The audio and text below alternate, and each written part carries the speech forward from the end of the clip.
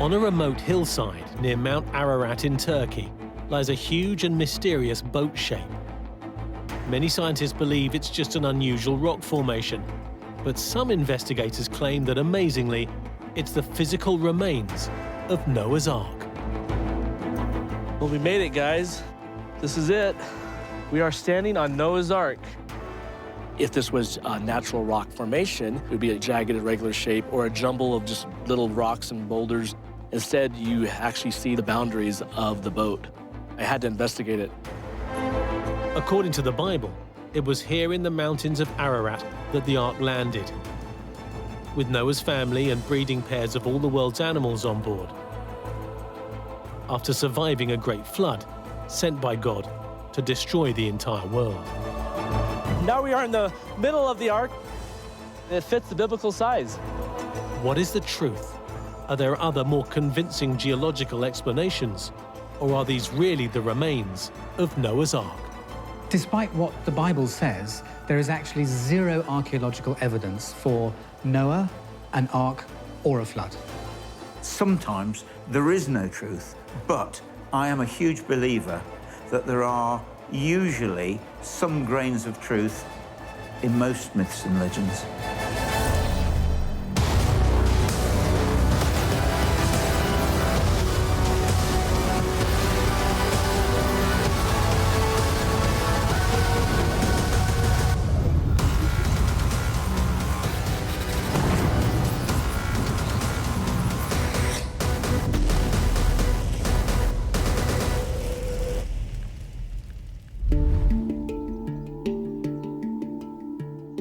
On a hillside near Mount Ararat in Turkey, this mysterious boat shape is believed by some to be the actual historical remains of Noah's Ark.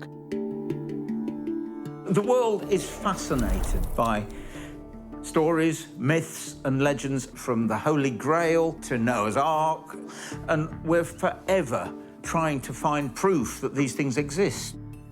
I think the hunger for the search is the fact that people are searching for God. And so if someone finds the Ark, then it could be proof that God exists. Over the years, many religious explorers have searched the Middle East, hoping to prove that the story of Noah's voyage on the Ark during God's great flood is the literal truth.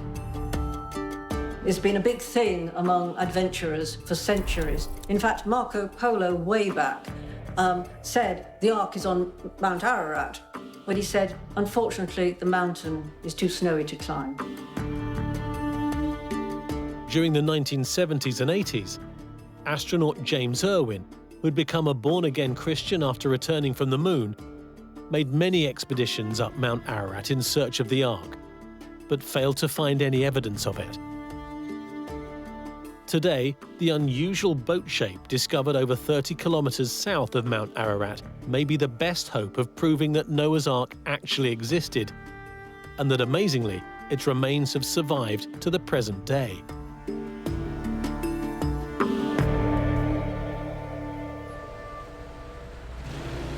Today, the leading investigator of the site is devout Christian Andrew Jones.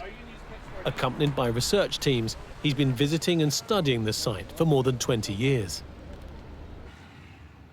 Yeah, I first came here in 1997, and I was in college, and it was like a dream come true. It was the most exciting trip, because you're thinking you're walking on the remains of Noah's Ark.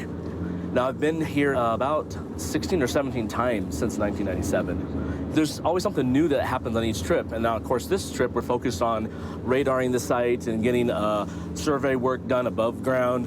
And so that's exciting. We're just really wanting to see what's below the ground. And so that's why we are here today.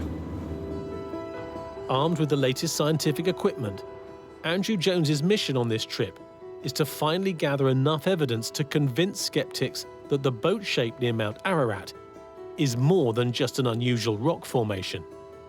He's hoping to prove it really is Noah's Ark. So all of Ararat's in Turkey. It's a 16 or 17,000 foot volcano, the stratovolcano, and it has a year-round glacier on top, so you see the snow up there. And we're working across the valley from Mount Ararat at the Drupanar site. Back in the 1980s, the Jerupanar site was declared a national protected area by the Turkish government. And as a result, today, Andrew Jones and his team are able to drive right up to the once difficult-to-access site. In fact, we have just arrived at the visitor center. Now, the Turkish government built this building in 1987 when they dedicated a national park here for the tourists. So we have arrived. Thank you.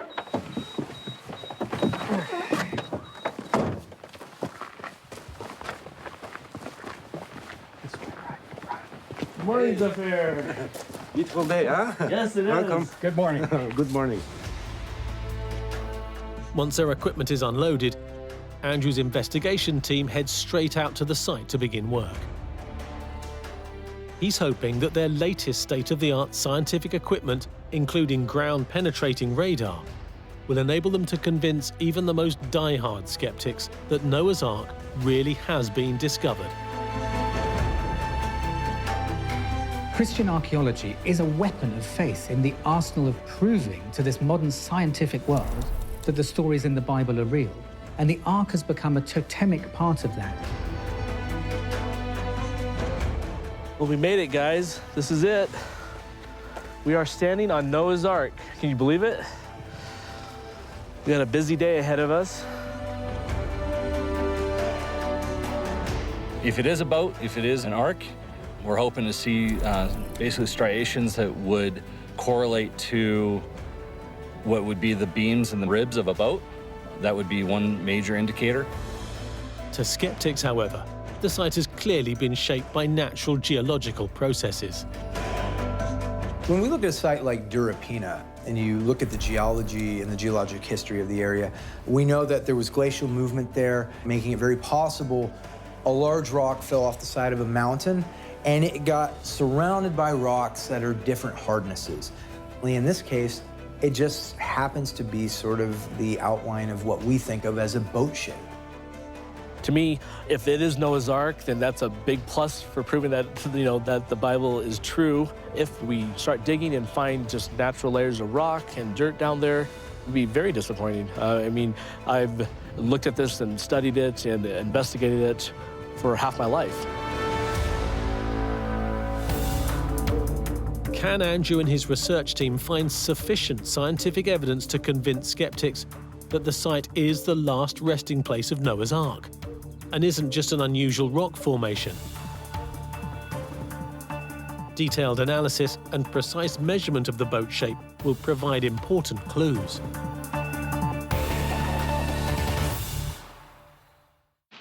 According to the Bible, after God killed the sinful by flooding the entire world, Noah's family, plus breeding pairs of all the world's animals, landed safely in the Ark in the mountains of Ararat before they began to repopulate the planet.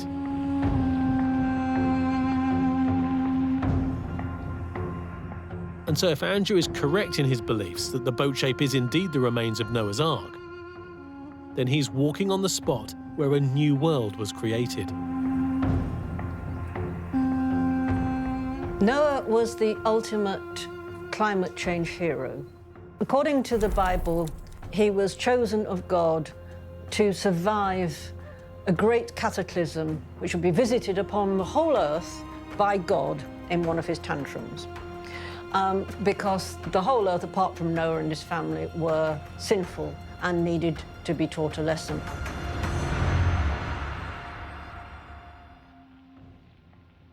Noah is one of the great figures of Genesis. He is the righteous man. He is the man who was chosen out of everybody else because of his piety and his beliefs and his upstanding nature to save the world. If he really did what he did, and he saved mankind, and, for want of a better word, animal kind as well, then you can't get any guy on the planet that's done more for us than Noah. So, hail Noah. Andrew Jones is convinced that this remarkable story isn't just a biblical legend. He believes it's factually accurate.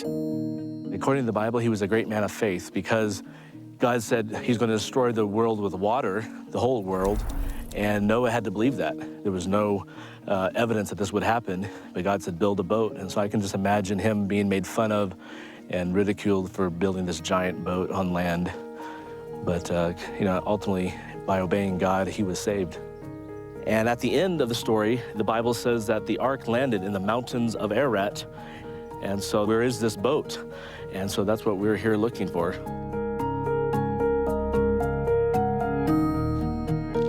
Most scientists believe this unusual boat shape is simply a rock formation shaped by an ancient landslide.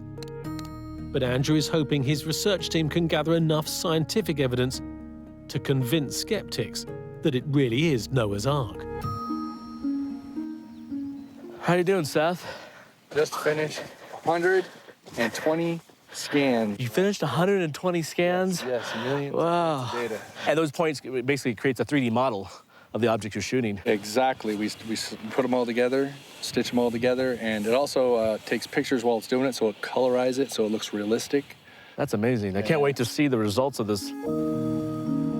After fully surveying the site with the high-resolution mapping scanner, the team is soon able to build a preliminary 3D picture of the parts of the boat-shaped formation that are visible above ground.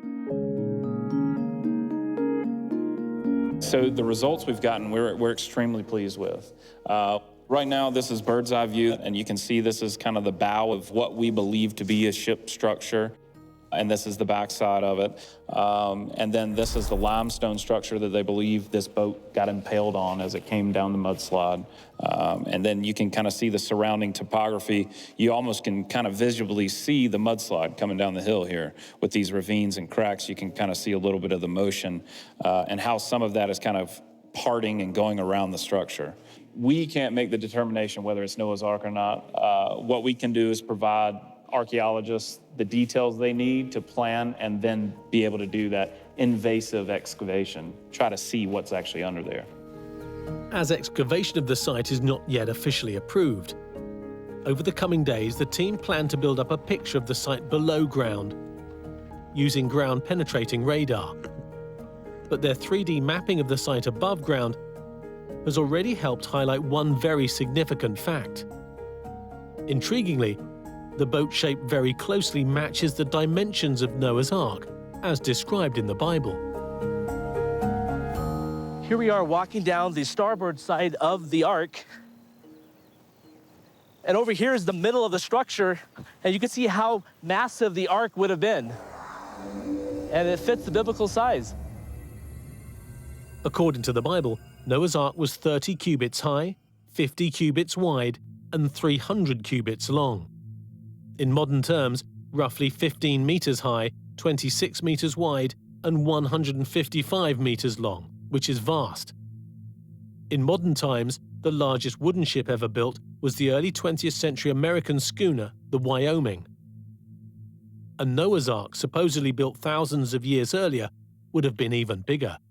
I think the idea that you could have fitted two of every animal, from the tiniest insects through to giraffes and elephants, onto a single ship, and given the technology of that time, we're really stretching the imagination to breaking point here. Many scholars have looked into the feasibility of whether Noah or someone like him could have built an ark of this size and scope to do what it was supposed to have done. And the answer always comes back to a resounding no. It's not possible. In modern times, however, a complete full-size replica of Noah's Ark has been constructed. The Ark Encounter is a Christian theme park, opened in Kentucky in 2016. To build something like Noah's Ark would have had to happen on basically a military scale. You need organization, structure, hierarchy, logistics, planning. So Noah would have had to have been in charge of all of that. The modern replica in Kentucky required over 3,300,000 board foot of timber. Over 1,000 craftsmen were employed, and it is the largest timber frame structure in the United States. These people built the Ark using modern tools, electricity, gasoline, vehicles. For Noah to do all that with Bronze Age tools would basically mean he was like kind of a Superman. And then, on top of that, he has to become a sea captain of the largest vessel ever built and a zookeeper. Think of all that coming together, and it just boggles the mind. Andrew Jones, however, believes Noah and his family could have built the Ark, and remains convinced that the boat-shaped formation his team is investigating is the physical remains of Noah's Ark. If this was a natural rock formation, you would not get this shape of a hull. It would be a jagged, irregular shape, or a jumble of just little rocks and boulders in a mud flow. Instead, you actually see this man-made object, the boundaries of the boat. Hoping to discover features of Noah's Ark that may be buried underground, Andrew and his team continue surveying the site using ground-penetrating radar. Can they prove that this is the last resting place of Noah's Ark? Or will geological evidence point to more plausible natural explanations for the site's unusual characteristics?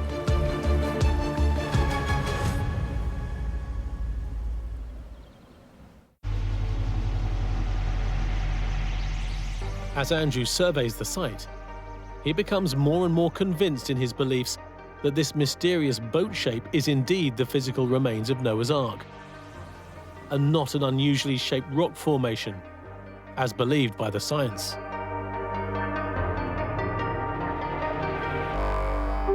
So we're standing on the pointed uphill end of the Ark.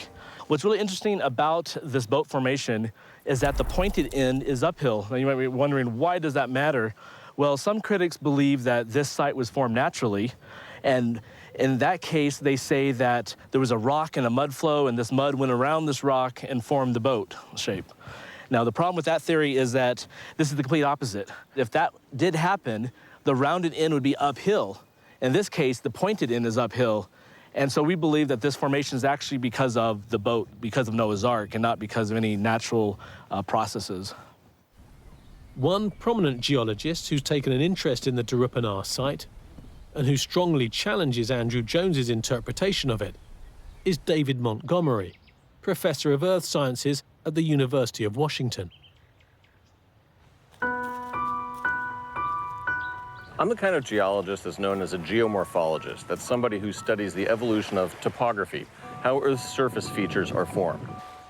Well, there's a report done by Turkish geologists that have examined that outcrop and concluded that the form is actually a piece of limestone that has been rafted down the mountain on what's known as an earth flow, which is a major landslide, kind of like a glacier made out of mud, if you will. It's a piece of Miocene limestone, 10, 20 million years old, fossiliferous, so there's fossils in it. And it's a hard stretch to think that you would make an ark out of rocks. As a Christian creationist who believes that the Bible is the literal truth, Andrew Jones has many disagreements with mainstream geology. According to geologists, the Earth is nearly 5 billion years old. But according to creationists, the Earth was created by God in just 7 days, around 4000 BC. So if you're going to take the Bible at just what it says, then the Earth itself would be around 6,000 years old. The boat would have been a lot, 1,500 years after that. So you're looking at a 4,500, 5,000-year-old object. And so that would be like the conservative creationism point of view on how old this is. Now, we haven't tested it. We haven't done excavations. And I believe in the Bible account, so I believe, it would match. But obviously, no excavation has been done yet at the sea. Andrew's beliefs about Noah's Ark and the creation rely on the assumption that the world's sedimentary rocks, among which the Ark now supposedly rests, were laid down just a few thousand years ago during the Great Flood. I respect the Christian faith, but the creationist narrative just does not match up to the science as we know it. It just takes something like looking at the cliffs of Dover and realizing that every piece of chalk there is the skeleton of a once tiny microorganism that slowly built up over millions of years. And when you look at something that's 500 foot tall and you realize that deposited at maybe 1 millimeter a year, you start to realize the scale of what we're talking about and how immense the scale of geologic history is. However, Andrew hopes that his new scientific investigations at the Juripanar site will prove that the creationists' belief in the reality of the Great Flood and Noah's Ark is accurate. Since Andrew's team hasn't received official approval to excavate the site, ground-penetrating radar is the next best option to try to find convincing evidence below ground to help prove that the site isn't a natural rock formation, but really is Noah's Ark. Is it about, is it not about, is it a natural structure, is it not a natural structure? We're all hoping it's not a natural structure, but we gotta get the data back and get it processed. The preliminary results of the ground-penetrating radar survey will be ready in the next few days. If the survey does indicate boat-shaped features below ground, that will be a major step forward for Andrew Jones and his team. But until any subsequent excavation is able to prove what's underground, skeptics will still point to other perceived flaws in the belief that the story of Noah's Ark could possibly be true. The most famous part of the story, of course, is that the Ark carried breeding pairs of all the world's animals. The logistics of running the zoo on Noah's Ark is impossible. I can't even imagine trying to do it. A lot of these animals are carnivores too. They need to eat meat. Others are herbivores, such as cattle, that go through hundreds and hundreds of pounds of food a day. Just the job of removing feces alone would take everybody, all hands on deck, almost all day. Do you really believe that all those animals went peacefully into that ark without the lions having a go at the monkeys or the tigers killing the zebras? Oh, come on. Andrew Jones does believe it, but he recognizes that Noah's voyage in the Ark with all the animals would have been a major ordeal. You can only imagine being Noah with these animals for the whole duration of the flood. And I kind of picture Noah wanting that door open right away. You know, the Bible says it was one door. And so as soon as he opened that door, I bet you everybody, including the animals, just ran off the ark. There's a freedom. So I can picture that happening right here.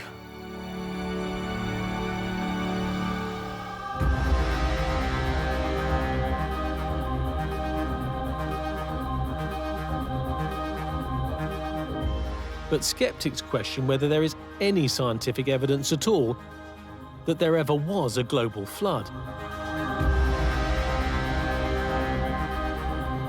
But in an effort to find corroborating evidence to support his belief that the world did indeed suffer from such a global flood, with Noah's Ark as its sole survivor, Andrew and his local Turkish assistant, Zafer Onay, are now going to visit another site.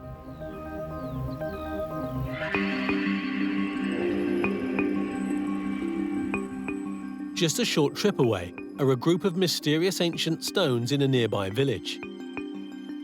Andrew hopes they'll provide another promising clue that Noah's Ark did land in this region after the Great Flood. Andrew believes that these stones once had a very practical purpose on board the Ark itself. Yeah, the big anchor stone is still there. That's amazing after all these years.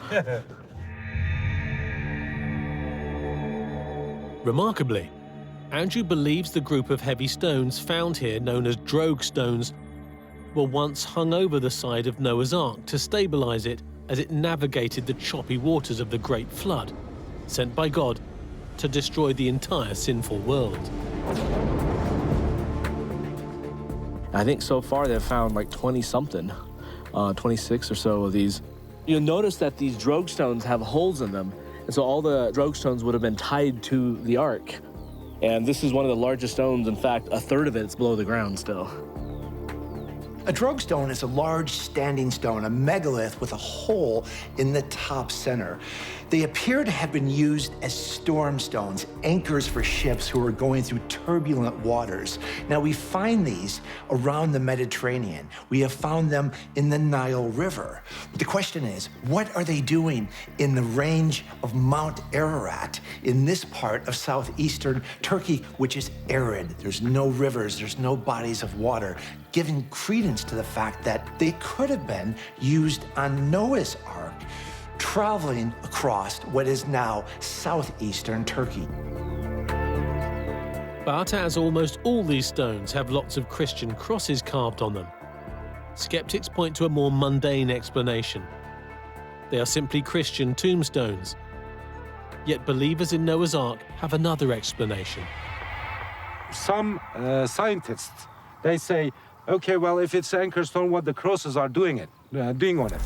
And what I believe personally, and what I heard from the peoples who believe these are anchor stones, drug stones, which is, they say this is carved later on by Christians, that they still, at the time, they believe this is something from Noah's Ark. Were these stones really used to stabilize Noah's Ark during God's great flood? And then later reused as gravestones by local Christians, who revered their connection to the Ark? Skeptics refute the suggestion. One reason is because geologists say there is no evidence for a global flood at any time in history, indicating that the story of Noah's Ark cannot be true.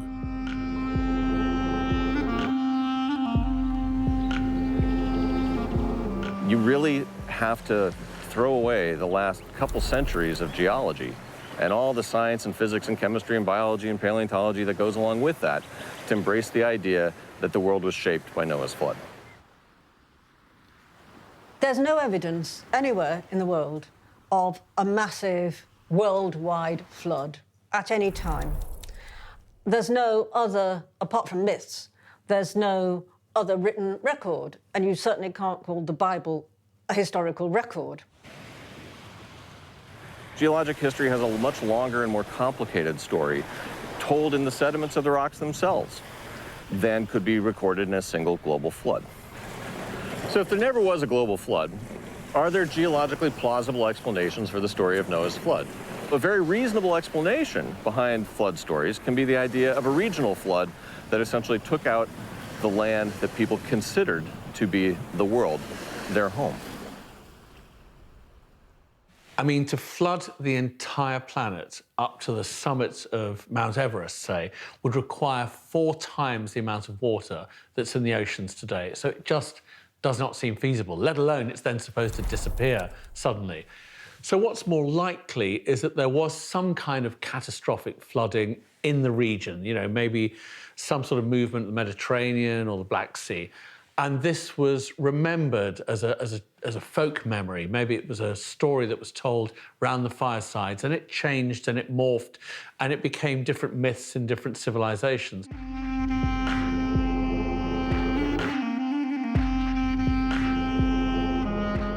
Geological evidence shows that one area of the world which suffered occasional, massive and catastrophic regional floods in antiquity was the valley of the Tigris and Euphrates in Mesopotamia, modern Iraq, where civilization began over 5,000 years ago. There is evidence within the Mesopotamian region of the flood of the Tigris River dating to about 2900 BCE.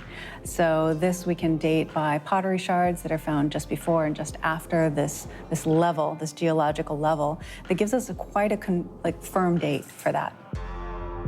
At the time, around 5,000 years ago, local people affected by this huge, devastating flood in Mesopotamia could easily have believed that the whole world was flooded. If you're looking at a worldwide deluge, when you consider what world means to a person who only has ever been within a couple miles, 10 miles, maybe even 100 miles of the place that they were born, that's a lot different than our global concept of the world today.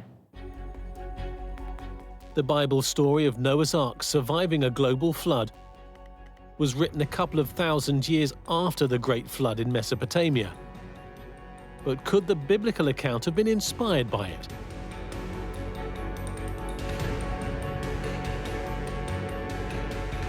Andrew Jones continues his work to prove that he has found Noah's Ark.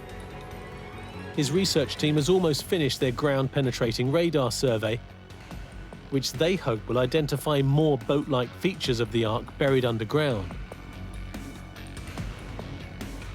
While waiting for the results, Andrew is heading to visit a nearby site where the graves of Noah and his wife are said to have been discovered a few decades ago, in the hope of finding further evidence to support his theory. Whatever Noah was, and I'm talking about what the Bible actually says, he wasn't a human being in any sense that we understand. For a start, he was 650 years old, but also he, according to some accounts, was a mere 12 feet tall, possibly even taller than that. Andrew Jones hopes any evidence remaining at Noah's gravesite will support the idea that he was a giant. If this part of the story of Noah in the Bible is true, then it implies that the rest of the story may also be true, and that Noah's Ark did land near here. And so the two big headstones were right here. One was fallen over, and then one was standing up. Everything disappeared. The headstones are gone. It's all broken up. Since its discovery a few decades ago, the site has been ransacked by treasure hunters. As well as the headstones, they're said to have taken away a huge sarcophagus. Yeah, this 18-foot-long trench was created because in '83, some locals, with the help of, they say, a foreigner, dug up this grave. And it was a 15-foot-long box they pulled out of it, a stone sarcophagus. And so that suggests that whoever was buried in there was a giant, just like we were thinking that says in the Bible. Skeptics are highly doubtful about this, however. I think it's important not to equate the size of the tomb with the physical size of a man, because after all, we have tombs of popes that lived in the Renaissance, for example, and they're massive of scale, but the Pope was just a regular-sized man, maybe even shorter than we're used to, so. To skeptics, Noah and his wife are just legendary figures, not real people who lived around 5,000 years ago. Today, the most credible evidence challenging the factual legitimacy of the Noah's Ark story comes from the remarkable discovery of some ancient clay tablets bearing the world's oldest writing. Dr. Selina Wisnam, an Assyriologist at Queen's College, University of Oxford, is one of only a handful of experts able to read the mysterious writing on the tablets, which come from Mesopotamia, modern Iraq, where civilization began over 5,000 years ago. It's the earliest writing system we have anywhere in the world, so it gives us our oldest sources of information for all kinds of facets of human life, from the very invention of cities and agriculture, right through to the Babylonian sciences, medicine, mathematics, astronomy, etc.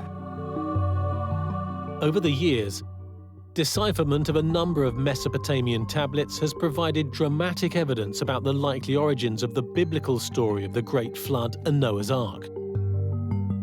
This tablet is a replica of an incredibly important tablet because it was the first one to be discovered that had any trace of a Babylonian flood myth on it.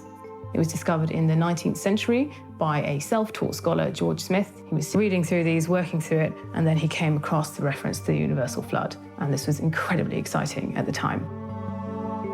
Dating to around 1800 BC, and now known to be part of the world's first great work of literature, the Epic of Gilgamesh, this tablet was the first of many Mesopotamian variations of the flood story that have since been found. In all of the flood myths, the plot is essentially the same. There is a hero. He's usually a good man, a moral man, a man that follows the decrees of God or gods.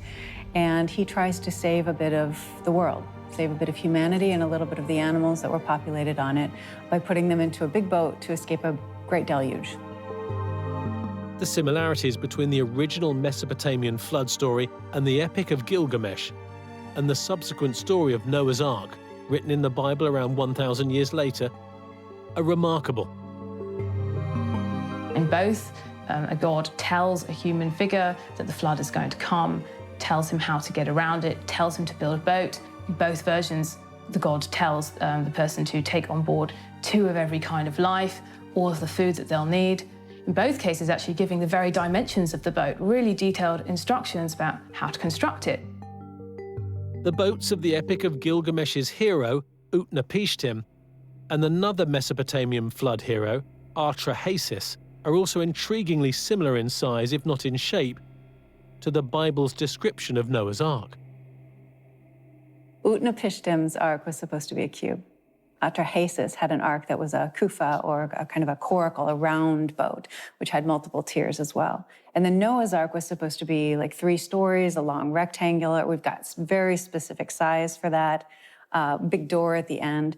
What's interesting about all of these is that if we take the understanding of the space that was given to create these in the stories, they all tend to be about the same cubic space, if you will, which is really interesting. It seems to suggest that the stories descend one from the other.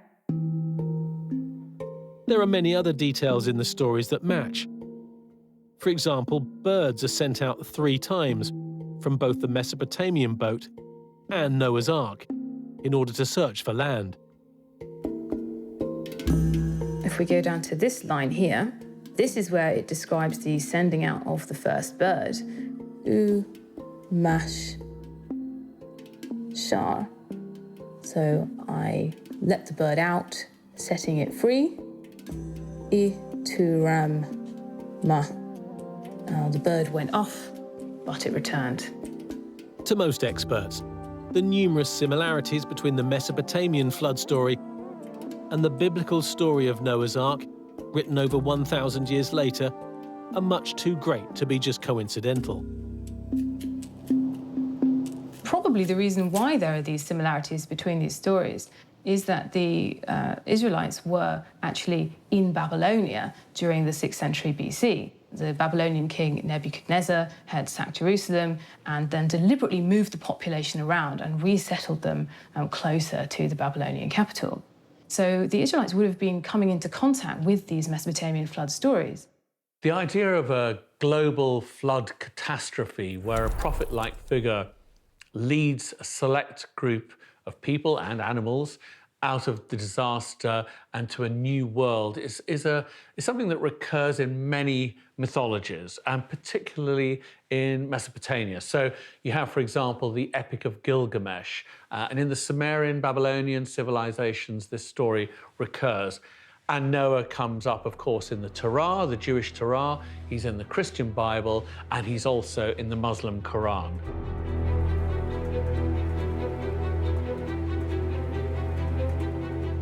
Andrew Jones, however, doesn't accept that the Bible story of Noah's Ark derives from Mesopotamian myth.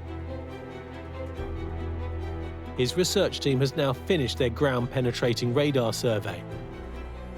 And as a result of what they've found underground, Andrew is more convinced than ever that these are the remains of Noah's Ark.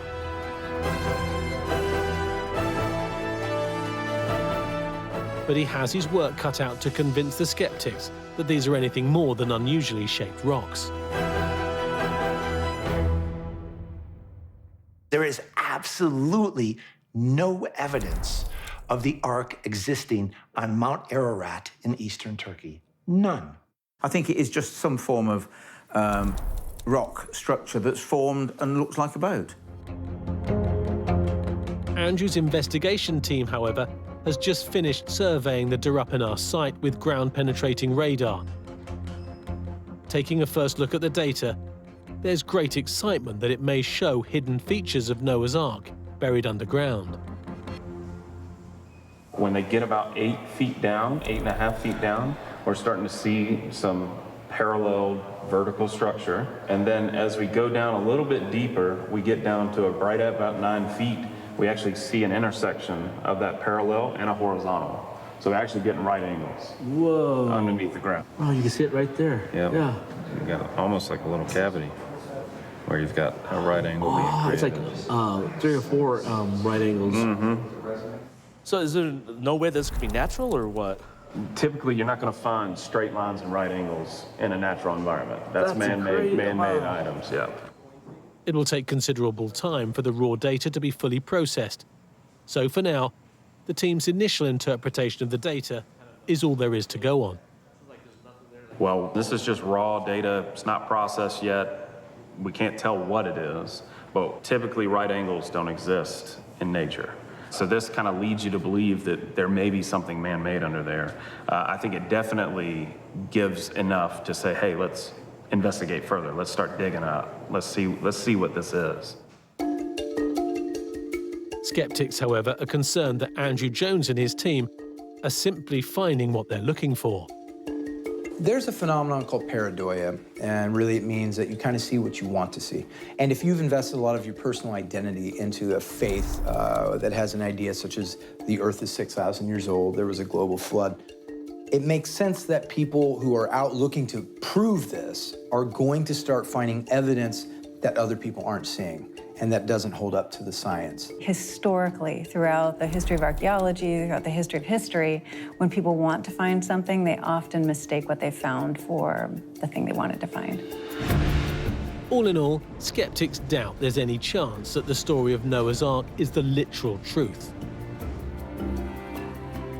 The geological evidence from the Turin site, along with the similarity of ancient Mesopotamian flood myths, and the logistical challenges of building an ark and populating it with the world's largest zoo, lead skeptics to propose other explanations. Most likely, perhaps, the story of Noah's Ark derives from a catastrophic regional flood in Mesopotamia or elsewhere in the Middle East thousands of years ago, which was vividly remembered in myth and then passed down to biblical times. One of the important things to remember with all these myths is that no matter how old they are, underlying them, there could be some element of truth. In Genesis, it says that he should take one pair of every animal. Now, that's not even remotely feasible. But that doesn't mean that there may not have been some story that went down in myth that people remembered about some person or group of people saving some local animals from a particularly disastrous flood.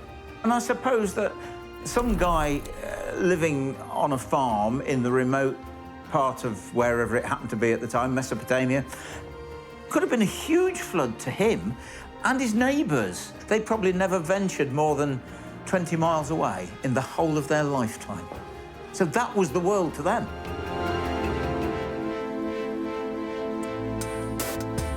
Andrew Jones, however, continues to search for proof that the biblical story of Noah's Ark is the literal truth.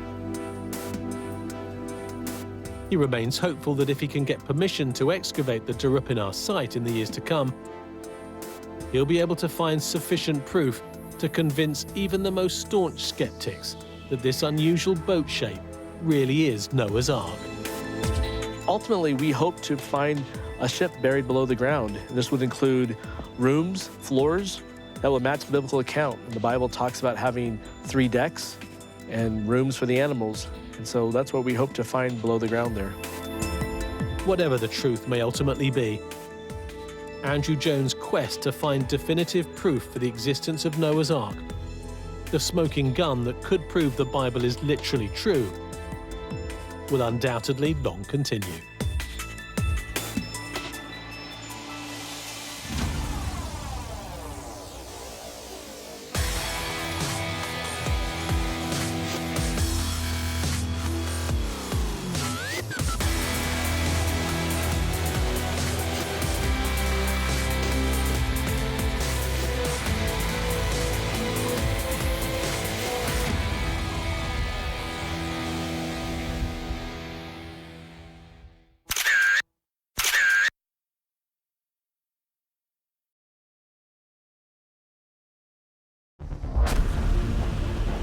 By the mid-1940s, the tides of World War II had turned, and legend has it that desperate Japanese soldiers buried a treasure of gold and relics in the Philippines.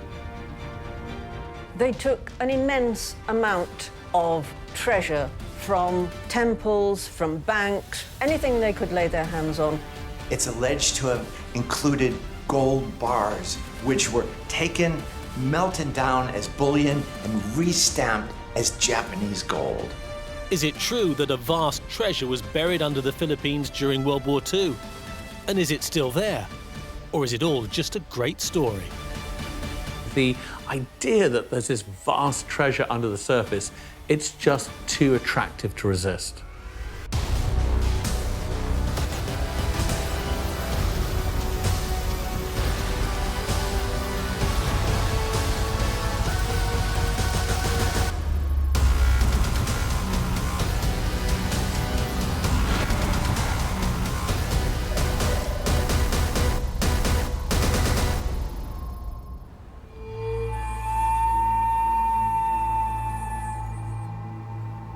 The so-called lost Japanese treasure is one of the world's great unsolved mysteries. While the Nazi looting in Europe took the spotlight, Southeast Asia was also being systematically plundered. A vast collection of relics, antiques, artwork, and importantly gold was amassed over the course of World War II. When things took a turn for the worse for the Japanese forces, they were said to have desperately searched for a location to hide their priceless treasure trove. Is this mythical plunder real? And if so, what was hidden and where? And what, if anything, is left today? Japan embarked on an absolutely ruthless effort to loot every country that they occupied before and during World War II. We're talking China, Korea, Laos, Vietnam, Cambodia, the Philippines. Nothing was safe from their soldiers. And it's the mere prospect of discovering untold wealth that continues to bring treasure hunters to the Philippines to this day,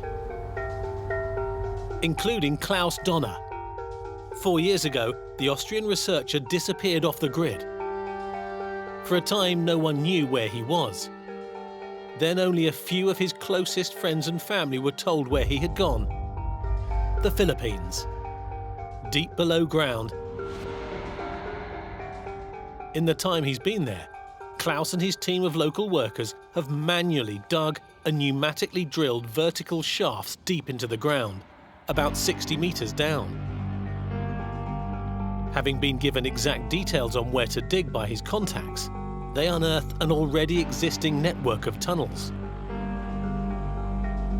Who originally built them is unknown, but the fact they exist 60 meters underground makes this a very real treasure hunt.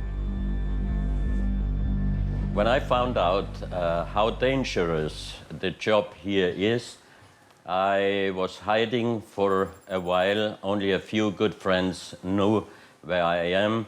On the internet, many people were searching for me, but I did not want that everybody knows where I am, because that could have brought me into danger.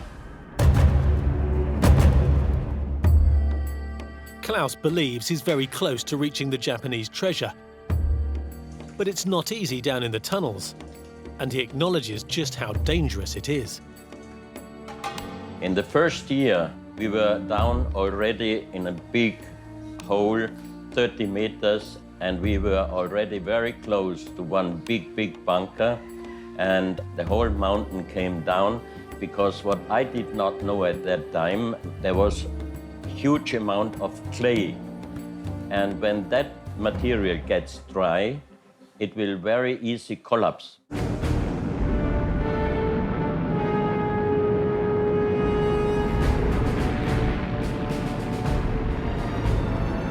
By 1942, the Japanese Imperial Army had invaded much of Southeast Asia and removed many treasures as they looted Thailand, Cambodia, Laos, and what was then known as Burma. Similar to what the Nazis were simultaneously doing across Europe, they stole priceless valuables en masse. This practice continued in Southeast Asia for many years. As the Japanese advanced, they mercilessly ransacked country after country, stealing art, gold, and treasures on a massive scale. This covert operation across Southeast Asia was codenamed Golden Lily and was headed by Prince Chichibu, the Emperor of Japan's brother.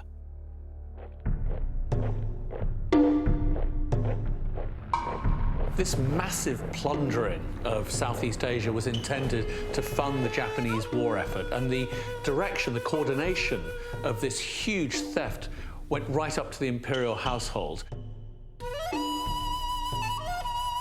Having scoured treasures from across Southeast Asia, the next step in Operation Golden Lily was to get the treasure back to Japan.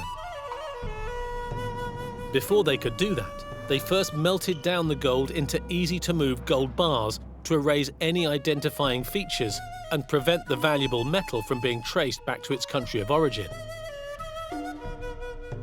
The gold was then taken to the Philippines to be inventoried before being shipped home to Japan on their massive naval fleet.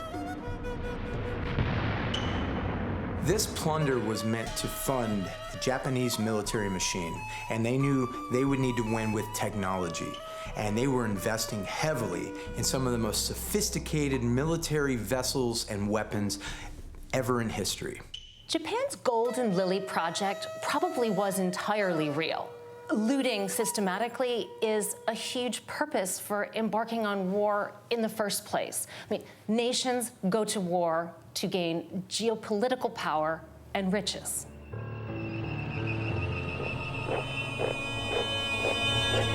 But in June 1942, just 6 months after both sides had entered the war with the Japanese attack on the US Navy base Pearl Harbor, the US and Japanese forces met again, this time at Midway Island in the Pacific Ocean. Over the course of 4 days, the US sank 5 Japanese ships, destroyed 270 aircraft, and killed 3,700 military personnel. You've got to imagine what a huge reversal of fortune this is for the Japanese.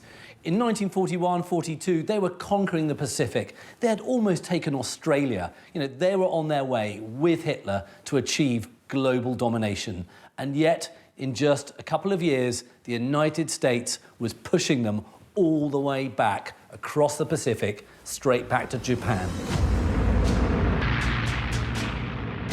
The Japanese had lost control of the seas, and the only way back to Japan for the survivors and their looted treasure was blockaded by the US. It was too risky for them to ship the gold home. They needed a new plan. Allegedly, they sank a number of their own ships at sea to keep the Allies from intercepting them, and decided to bury much of the treasure hoard, especially the gold, under the island of Luzon in the Philippines. The Japanese were in a tight spot. They had all of this plunder, but if they wanted to send it, let's say, to mainland Japan, they had to risk sending a ship with the wealth of their military out into open waters riddled with American warships, submarines. And so if you look at the complex island chain and archipelago of the Philippines, there are lots of little hiding spots, lots of little places where they could safely tuck away some treasure without it being noticed. And that may have been a much safer option than putting that out in the open where it could get sunk. In their final effort to protect the treasure, the imperial family turned to one of their most experienced generals, Tomoyuki Yamashita. The general was instructed to hide the gold, with the hope that it could be recovered at a later time once the Japanese were victorious. He identified over 100 underground sites across the islands, many of which were previously existing underground networks. To hide all this treasure, it's entirely feasible that the Japanese may have used pre-existing tunnels dug by the previous Spanish colonial power or the Americans, and possibly dug their own tunnels. But all of this, of course, to remain out of sight of the Americans in the air and local resistance. Yamashita ordered detailed maps to be made of each treasure vault, what was stored there and how to navigate the tunnels into it, which was then carefully encoded. Unless you knew the complex code, these maps were meaningless, and there were even further layers of security to defend the sites.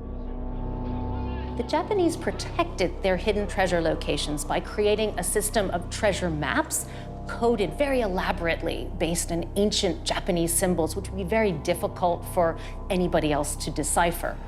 If they were able to do so, however, there was a second line of defense in the hiding places themselves in the form of booby traps, such as cyanide vials that would explode upon contact, bombs, other things rigged to kill anybody who tried to go and take what the Japanese thought was theirs. With time running out, Yamashita ordered the engineers to seal the treasure vaults. He had one last trick up his sleeve to protect the gold. The story goes that while the soldiers are carrying out his orders, Yamashita sealed the vaults himself,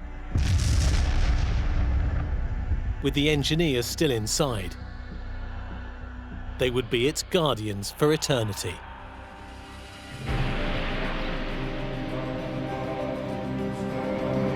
Less than 3 months later, World War II was over. General Yamashita was put on trial for war crimes and took the secrets of the gold to his grave. Yamashita never even had the chance to consider revealing the locations of the treasure after he was captured because he was executed by the American government. But Klaus Donner, an Austrian researcher dedicated to uncovering the spoils of Operation Golden Lily, believes that the Japanese treasure remains in the Philippines to this day, and he is on the hunt for it. Based on insider information from the locals, he and his team have targeted one village of particular importance. Across the site, they have dug 4 vertical shafts deep into the earth, some nearly 60 meters. We are not allowed to reveal the locations of his shafts, nor the information he has gleaned from the locals, but he is sure he's close. It's dark and treacherous. The threat of death is all too real. The most dangerous moment is coming when we open one of the chambers. And then we have to be very careful because I'm sure that in the rooms you will find explosives. If we find gold bars, we have to be very careful because I got information that some of the gold bars have a poison on top of the gold bars. That means if you would touch them with your plain hands, you would die. So we prepared already long rubber gloves and we prepared also protection clothes for the moment we go inside the room. And if we have explosives inside, I get a special bomb squad to check it. Although Klaus is yet to find out if he's on the right track, there was one infamous finding by a local that has been documented.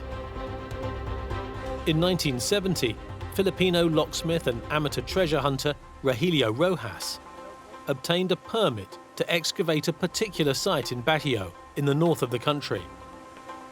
Why he chose that site is unclear, but he was reported to have dug underground for many months before uncovering an existing network of tunnels. As he dug further, there are reports of him finding weapons, a wireless radio, and the skeletal remains of Japanese soldiers. After several weeks, he broke through a concrete floor to a lower level chamber, where it said he discovered a large quantity of wooden boxes, each one about the size of a beer crate. When he opened one of the crates, he found 24 gold bullion bars. Rojas also claimed to have discovered a golden Buddha, whose head tilted back to reveal several handfuls of uncut diamonds. After all that digging in dusty tunnels, tunneling his way in the dark, Rogelio Rojas, that moment of wonder where he finds those 24 gold bars and the gold Buddha, he's finally found the enigmatic treasure buried by the Japanese all those years ago. Rojas made no effort to conceal what he claims was a major find.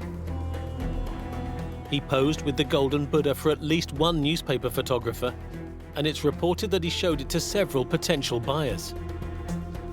During the following weeks, Rojas is said to have sold 7 of the 24 gold bars. He did this during a time when Ferdinand Marcos was dictator of the Philippines, and Marcos had issued an edict stating that all treasure hunters needed to get permission from him in order to go searching. Well, Rojas had not done this. Ferdinand Marcos sent his henchmen to knock on this guy's door and hauled him off to prison. On April the 5th, 1971, men in uniform came to Rojas's house. They showed a signed search warrant issued by the local judge, a member of the Marcos family, and they inspected his house. They attacked his brother with their rifles and terrorized his family.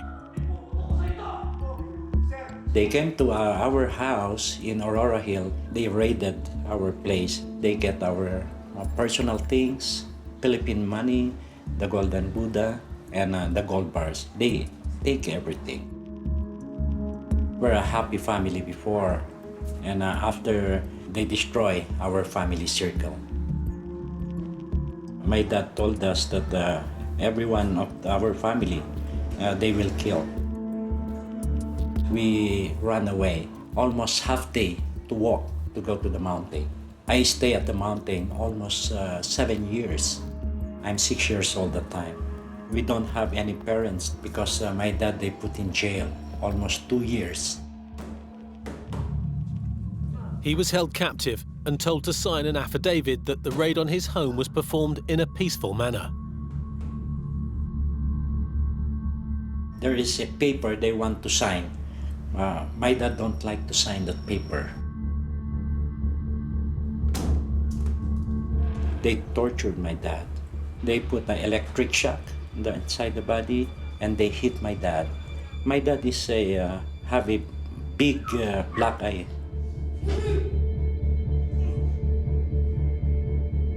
Once the authorities got wind of his discovery, his whole life was turned upside down. His house was raided, he was taken into custody, he was imprisoned by the state, and, you know, he was left very much as a broken man as a result of finding this treasure. Interestingly, the case of Roger Rojas is perhaps the one piece of this story which is documented in legitimate historical evidence. And then that is in the records of a trial that was held in the Hawaiian Supreme Court 20 years after Rojas found his treasure, when he brought suit against the Marcoses for violation of his human rights, for the torture that he was subjected to when he was imprisoned. In February 1986, Ferdinand Marcos was deposed and fled with his wife Imelda to Hawaii under US protection. He allegedly carried suitcases full of gold bullion bars and massive amounts of bullion certificates. During President Marcos's trial in 1993, American mining experts testified that Ferdinand Marcos had showed them a solid gold Buddha statue with a removable head, as Rogelio Rojas had described. It also matched the photograph of the Buddha with Rojas in 1971. They also testified that they were asked to help with the remelting of gold bullion and removing any trace elements that might reveal the country of origin. Was this the treasure that Rojas had found? Rojas again tried to press charges of bodily harm and the theft of his gold, diamonds, and the Buddha. A series of legal actions followed in Hawaii, culminating in a staggering jury verdict in 1996, awarding Rojas $22 billion.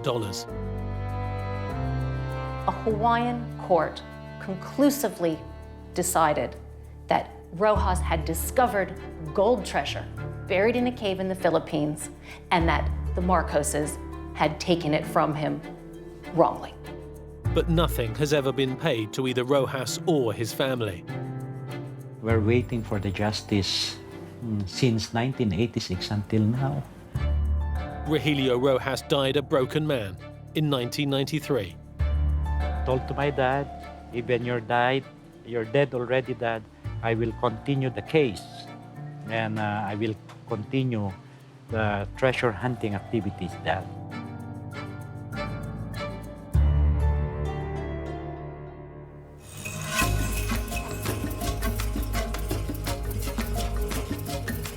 Following in Rojas' footsteps, Klaus Donner has now spent over 4 years on his hunt for the Japanese treasure.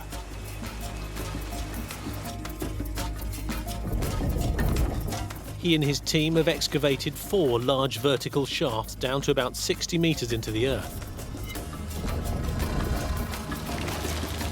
He claims that he was given exact details on where to dig, and they uncovered a large tunnel network. Who built them and why is unknown, but the fact that the system exists 60 meters below ground makes this a very real treasure hunt. And today, he's being joined by Andrew Goff. Hello, hi, how you doing? Good to see you. Oh man, it's been a while. How are you? Fine, thank you. How was your trip? Researcher and writer Andrew Goff is a self-confessed mystery enthusiast. He has spent years investigating the mystery of the Japanese gold, and he believes that much of the treasure is still hidden underneath the Philippines. He's a friend of Klaus Donner and has visited him at his excavation site before. I've been passionate about the Philippines and the legend of the Japanese who looted 12 Asian countries. The question being, did they take that loot and bury it in the Philippines? Is that fact or is that fantasy? So over the course of a number of years, I had reached out to Klaus Donner. He'd completely gone off grid. Nobody had heard from him other than the rumor that he was someplace so spectacular that he couldn't leave. There's different kinds of sites, right? There's sites that have just football pitch chamber full of gold bars, but there's also something called imperial treasure. What's that, and which one do you think that you're close to? I'm sure that we are working on 2 imperial treasure sites because on the way we had a lot of booby traps. The most dangerous was always the cyanide. They were putting cyanide in glass, and they put the glass inside the cement. I know what I'm doing because with 70 years, I would not be 4 years here digging in knowing that I'm spending my time for nothing. I hope for me that we find also many interesting, very old artifacts. It's more than likely that there have been treasure hunters out there looking for all this loot. And if they've found it, why would they go public? Isn't it more likely they just keep it privately to themselves? Hi, hello, my friend. Good to see you again. Within the secretive treasure hunting community, there have been finds which give Klaus hope. I know some people who really found some treasures, some gold bars, a small jar with some diamonds, and I was shocked. Klaus claims that he was given all sorts of important information by people who knew what was hidden and where the Japanese put their treasure. He began by scouring the site for signs left by the Japanese that could reveal the location of the hoard. That's the horse head, sir. This is here? Yes, sir. And then the eagle. That's amazing. It does look like a horse's head, doesn't it? There's the eye, there's sort of the nose. And another one we have over there. That looks, for me, like a geographical map of the area here, that when they came back, they would have the map. They would know exactly which direction means what. Makes a lot of sense. Find the next markers. The interesting thing about Klaus are his methods. They're a combination of many different disciplines. He uses maps. He researches his areas that are more likely than not to have been places where the Japanese could have hidden things. He also interviews people, talks to the elders to understand, have you seen something? Can I find an eyewitness? I met also another eyewitness when he was 16 years old. He was working for his father on the field, and then some Japanese soldiers came. They just took all the corn on the floor and they loaded heavy boxes on that small cart, and they forced the young guy to bring those pieces up to one of the places where we are now working. And he saw how they brought the heavy boxes up to the small hill. That's exactly the place where we were digging.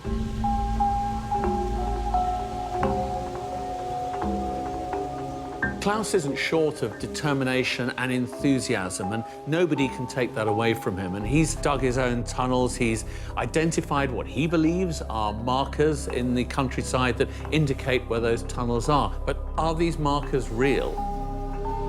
Look, here, for example, is another typical marker, because you can see that this and this is a different material. No?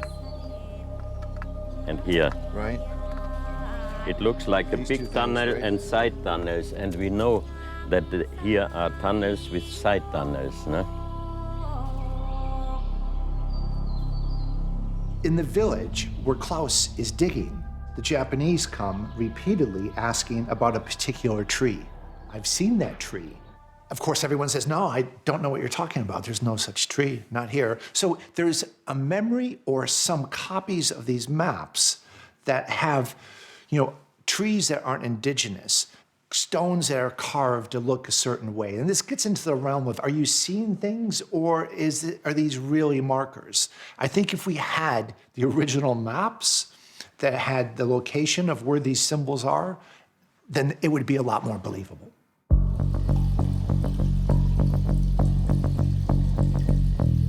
I'm quite sure on our 4 places now we are very, very close, because first was the white ceramic, the next layer had some leaves in front, gold dust and diamond dust, and we have a big echo on each of the places in front and sometimes also on the side.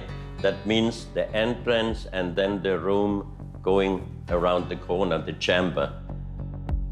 Klaus is excavating vertically. He's digging tunnels straight down, and that's one of the most dangerous types of digging or excavating you can do. In this area, particularly with the volcanic activity, you get instabilities within the rocks, but you also get gases coming out from the volcanic activity, such as sulfur, and this can kill within minutes. But despite the danger, Andrew is keen to see the tunnels for himself. I'm really not a squeamish guy. I'm not claustrophobic. I've crawled through mastabas and pyramids all over the world, no problem. But these tunnels are different. You're taking your life into your own hand as you descend down.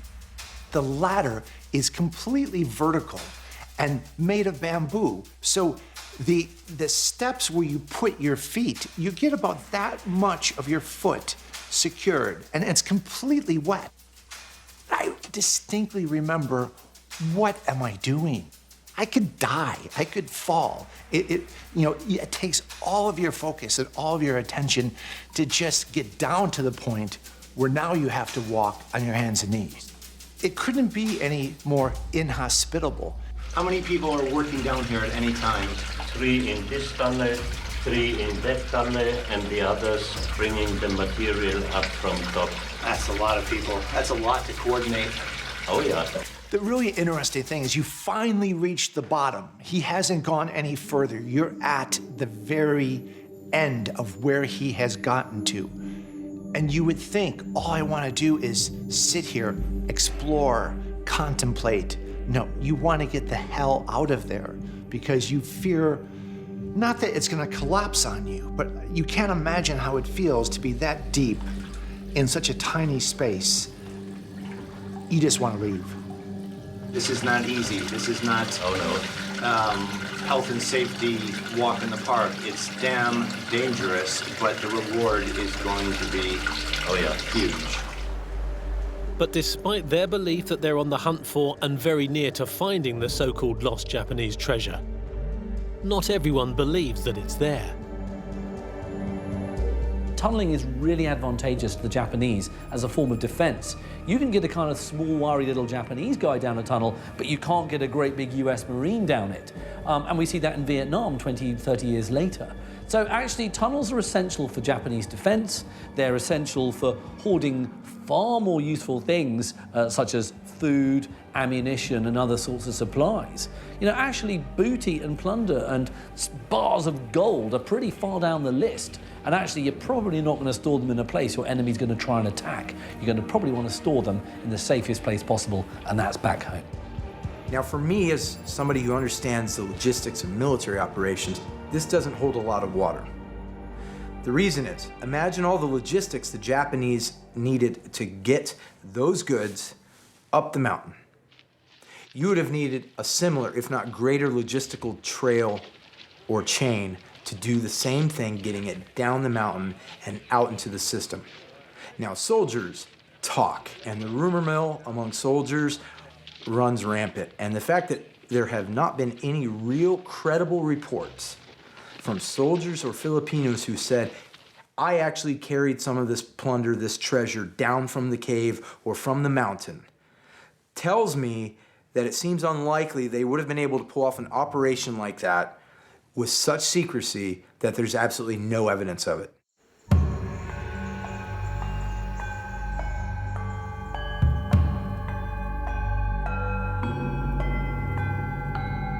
And even in the Philippines, there are some skeptics. Dr. Ricardo Jose is an expert on the country's history. I don't see the logic of burying treasure in the Philippines, particularly in 1944, because first, the guerrillas were all over the place. The guerrillas were watching. They had eyes and ears everywhere. They would have known what was going on. They would have reported this. And then, secondly, the Japanese could have used other areas to ship the gold or the other treasures through. They could have used Vietnam, Taiwan, Korea, which were theirs anyway. But modern-day treasure hunters aren't deterred by this harsh reality. They firmly believe that there are still priceless valuables to be found. If you're a treasure hunter today, do you think, hey, I'm gonna go by the book and get a permit and find the treasure? No, you don't, because you know you're putting up a signal to the government that you've got a treasure site. So nobody asks for a permit, and plus they don't want to give away 30% of what they find to the government.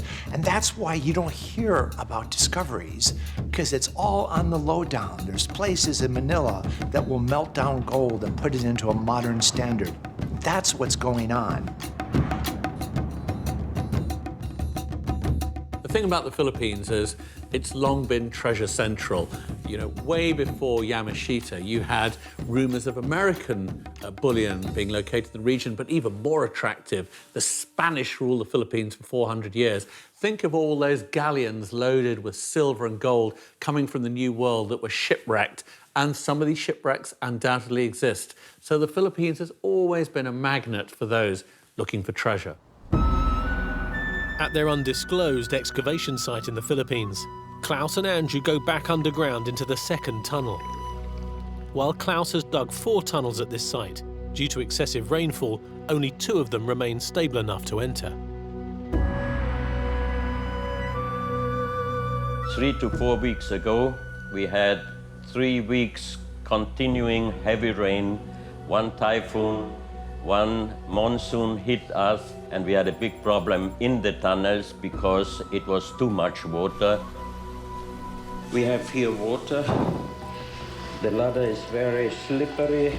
Here we have a round boulder, a marker that we saw that we are on the right way down inside the air shaft.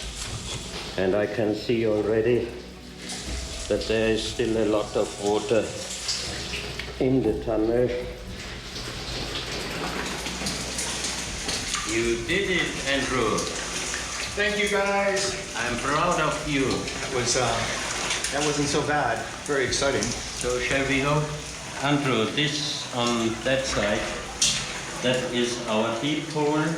That's the sub-tunnel. And now we are on 42 meter, and we go here, the other tunnel. The thing about Klaus's work is that you would think after 3 years he would have found it. But the fact is, the reality is, these chambers are incredibly deep, and that's why nobody has found them. They're from historical record of people around the time when the first chambers were excavated. indicate that they're about 220 to 230 feet deep. Now, Klaus is just about there. He's probably within 10 or 15 feet of that level. It's absolutely humbling to be down here and to realize the effort that goes into these inhospitable conditions. I mean, I know there's usually not water in here, but Klaus, this is extreme. It was a horrible hard time sometimes, because sometimes you cannot sleep in the night, you wake up sweating, you think, are you on the right way?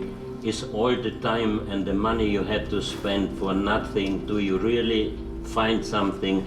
But thanks to that gift, without that, we would never have been able to find those perfect markers, the ceramic wall and all this, which gives me the knowledge that now we are really close. But on the other hand, the closer you get, the more unexpected trouble are showing up. It looks like somebody would test you. Is he really able to get it? Is he the right one to get it? So let him get a lot of water, let him blow off the generator, burn out the pump, and then you have to count, can I buy a new pump? It's getting already tight. With more budget, we would be long already finished. So what are you going to progress next? We break the cement with the leaves, and the echo shows me that we are close, and then we should be in the first room. Amazing. So you're talking maybe a week or 2 weeks of work? 1, 2, 3 weeks. Right. I don't know how thick is the wall. Amazing work. Amazing work. On the way down, we always found special markers that gave us the security that we are really on the right way. For example, we found triangle stones. We found round stone with a hole inside, which means also correct destination. We found incense, big parts of incense in the hard material. Here we had also a white layer showing us that that's another way to a tunnel. So we are here on a crossing point of 1, 2, 3 treasure sites. When you find white cement, that means you are very, very close, and we got already on all 4 of our sites white layers. So that's made me sure that we are now really close. And also we found close to the white, we got some layers with gold dust, we got some layers with diamond dust. So that means we are definitely on the right way. I'm astonished at the commitment that an effort like this requires. I mean, just look at this. You couldn't possibly have more arduous conditions. But everything that he says is true. This is all man-made, it's artificial. And by all accounts, he's really close.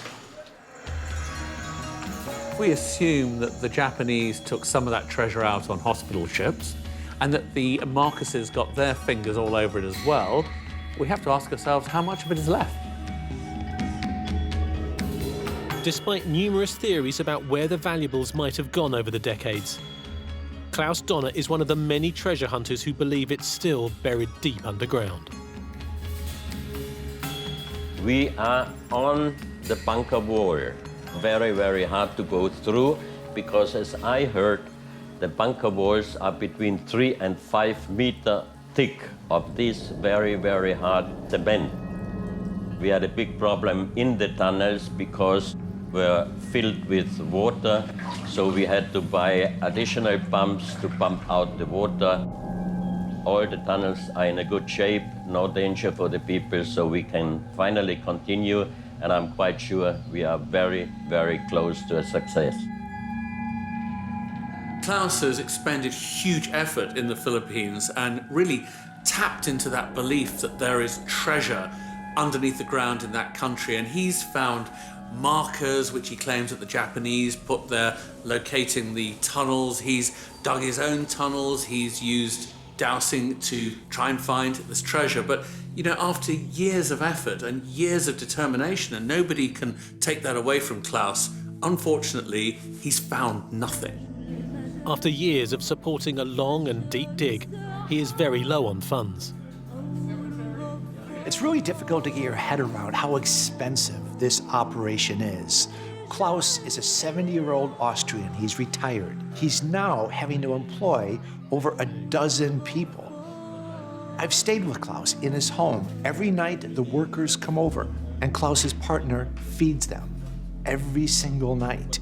And when I ask the core members of his team, do you think you're about to discover a Japanese treasure hoard? They say, yes, of course. And I say, what are you gonna do when you get your share of all those millions? I'm gonna open up a rice farm. It's as though the quest is what keeps them going, not so much the money at the other end. Patrick Nicholas has worked with Klaus's team for the last 4 years. He's a former aircraft technician and helps locate the tunnels. I mean, there are many times that I've seen him go through his challenges, and I'm thinking to myself, you know what? I would have quit a long time ago. However, the focus and the devotion that he has to what he's doing is something that I'd like to really get close to. The fact that we're on the cusp of success, I'm very excited. You know, and I also understand that, you know, the closer we get to success, the more obstacles that we'll have, the more challenges we'll have. But we just have to stay focused, you know? Thank you. See you next week. Okay. Have a good one. Have to do a lot. Okay. Bye. Have a safe trip. Thank you. Bye. Bye. Klaus is absolutely resolute, not one iota of doubt that he's going to find the treasure. His motto is, we dig it. No worry, it will happen. With all of these treasure hunters and all the labor hours that have gone into digging, tunneling, excavating, what has been found so far? At the very best, maybe we know the geology a little bit better, but in terms of treasure, not a single thing. Klaus Dana is utterly convinced he's going to find this treasure. Does that mean he will? The harder you try, the more likely you are to succeed at anything, so I say go Klaus. Sometimes these things are all-consuming. You know, actually looking for treasure becomes a hobby rather than an end in itself. So, you know, good luck to the man. I'll buy him a drink if he finds £20 million worth of gold, you know, over the next 4 years. But in the meantime, you know, he should just enjoy the jungle.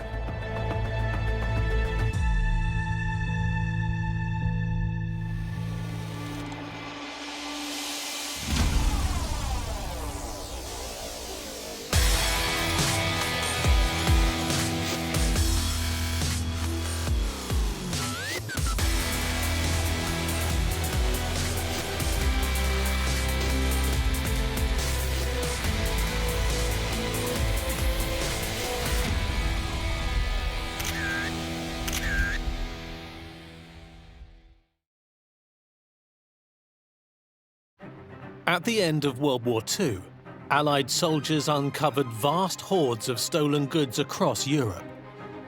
Under Hitler's command, the Nazis had systematically plundered museums and private collections for priceless treasures and works of art. The scale at which the Nazis looted and stockpiled the greatest masterworks of European art, it's truly staggering. There's works by Picasso, works by Klimt, works by Caravaggio. There's many works of art that have simply disappeared. While ravaging Europe of its cultural heritage, rumour has it that Hitler was also on the quest for an even bigger prize, holy relics. Especially the Holy Grail and the power that having these objects would bring. So on the one level, these objects are historical artifacts of artistic and cultural merit, but one can't get away from the fact that the occultism of Nazism also imbued them with special powers. He believed that there was a coded treasure map built into the painting that would have led to some of the most venerated Christian relics. Hitler was organizing a different type of power. He was organizing the power of religious persuasion.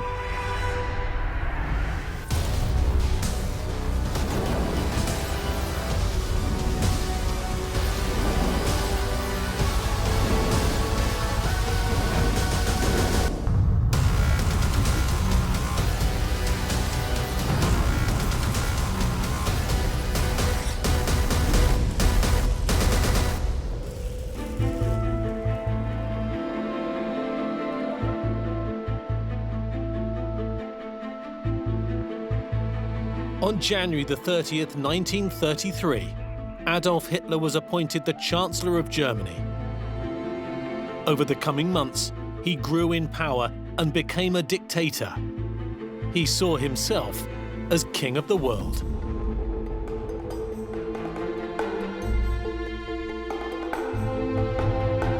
What Nazism was trying to achieve was basically creating a political religion. And that's an incredibly powerful thing. No one has really created a political religion before this point in quite the same way. If you look at Nazism, if you look at all of its elements holistically, you can't but come to the conclusion that there's something very religious about it.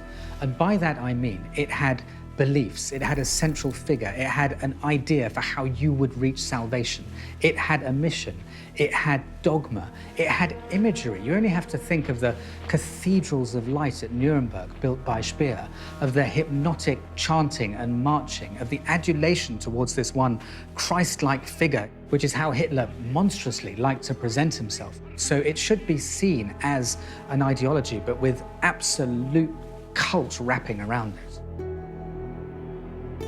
What he strove to do was to replace organized religion in Germany with a new Nazi religion, that Jesus would be an Aryan, that instead of the Bible there would be Mein Kampf, and that instead of the crucifix there would be the swastika. This would have been a horrifying church. It's a church that believed in racial purity, a church that was part of a socialist government that believed that anybody that wasn't of the purest form was not worthy of living or would have been subjected below the Aryans. Also, they were pulling and hijacking elements of pagan religion, occult religion, and throw in just the Nazi brutality. Imagine going to that church.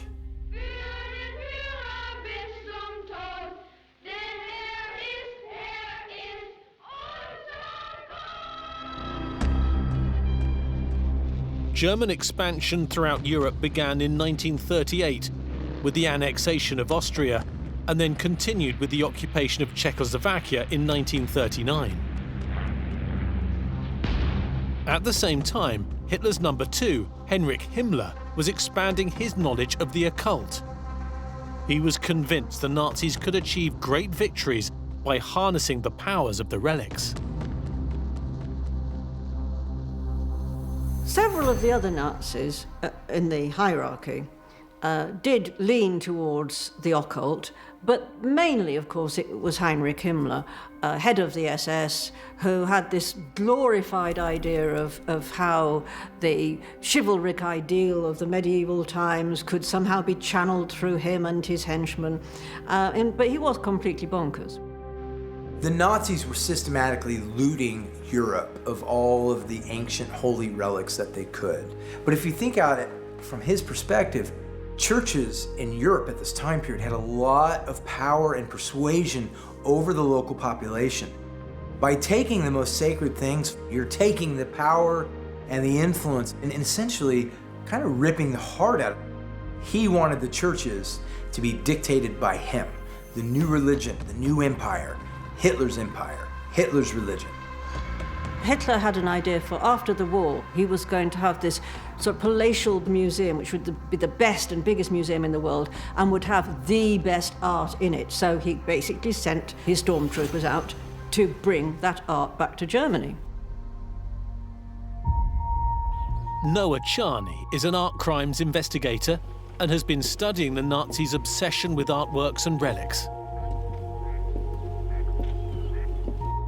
To understand the Nazi interest in holy relics, it's important to know the place of origin of Nazism. And it really grew up in a socioeconomic world in middle-class Germany and Austria, where people were focused on mysticism and the supernatural.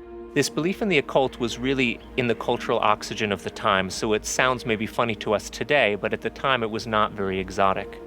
And the Nazi Party actually began as an occult fraternity before it morphed into a political party. Hitler and Himmler had this concept of creating a sort of new religion, and one of the things that fascinated them was the legend of Parzival, which was a medieval Christian poem that had been popularized in the late 19th century, and also through Wagner's interpretation of the Grail myth. The Arma Christi, or weapons of Christ, were the implements that were used in Christ's Passion.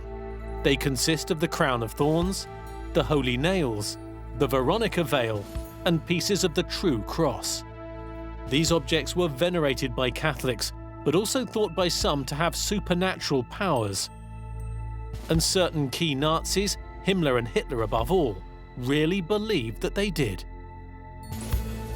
But chief among the objects the Nazis wanted to find was the Holy Grail.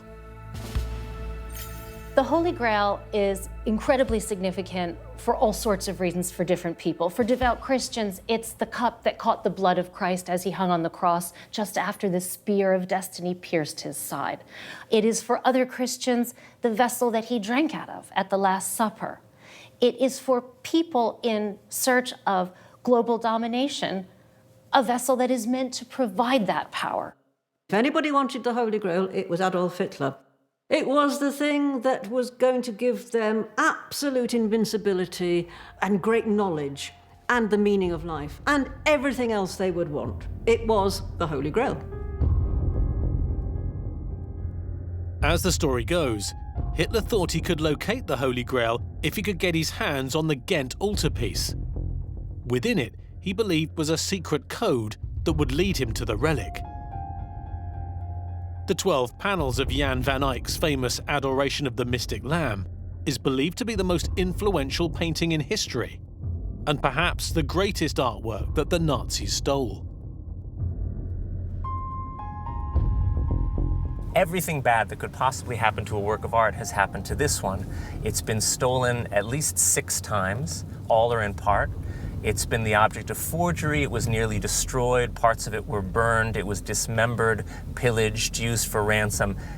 The final and most dynamic adventure of the Ghent altarpiece led it here to this salt mine deep in the Austrian Alps that was converted by the Nazis into this high-tech stolen art warehouse.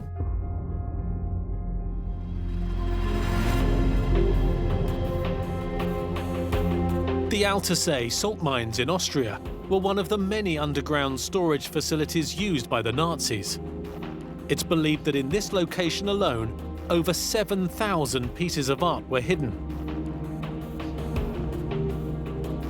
Noah meets with Harold Pernkopf, a local expert, to get a better understanding of how the Nazis used this underground treasure vault. So now we're going to walk about 700 meters inside the mine. That's where the art was hidden. Tell me a little bit about why this was such an ideal atmosphere to store art. Yeah, in here we have 70% of humidity, 7 degrees of Celsius, and the air is very salty, so this make perfect conditions, except for iron. So iron gets rusty in here, but all kind of paintings or even paper, you think 70 or 75% of humidity would be too wet, but the salt serves perfectly. And I imagine there were no concerns about bombs because we're very well secured inside this mountain. Yes, we are 700 meters inside the mine and we have 200 meters of solid rock above us. People watching this program will think, well, what a ridiculous place to put valuable works of art in a salt mine, dripping with water, damp, awful conditions. But basically, you go into the salt mine where these works of art were stored, and you've got perfect conditions. It's perfectly dry. The conditions are for some reason, better than basements or anywhere else. And when you actually look at the wood, it's as if I'd sort of knocked the nails in last week and created these frames. It was perfect, and that's why they stored all their works of art there.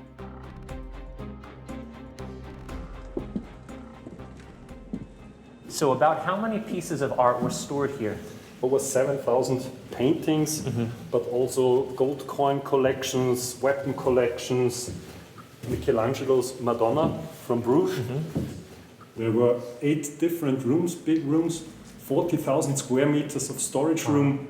Yeah. All were connected with railroad tracks. That's why they didn't have to carry them for... It's hard to say how many things were in here, and it's more hard to say the value of the whole collection. Sure. When they set out to see what they could find, they were shocked at the hordes of fine art, of gold, of silver, of stash of the Nazis of one kind or another. And they were quite horrified because it gave them an inkling as to the magnitude of what had just gone on. They had no idea it was a huge movement, and most of the museums of Europe had been depleted. When the Althusser treasure trove was discovered at the end of the war, the Ghent altarpiece was among the priceless works of art hidden in these rooms.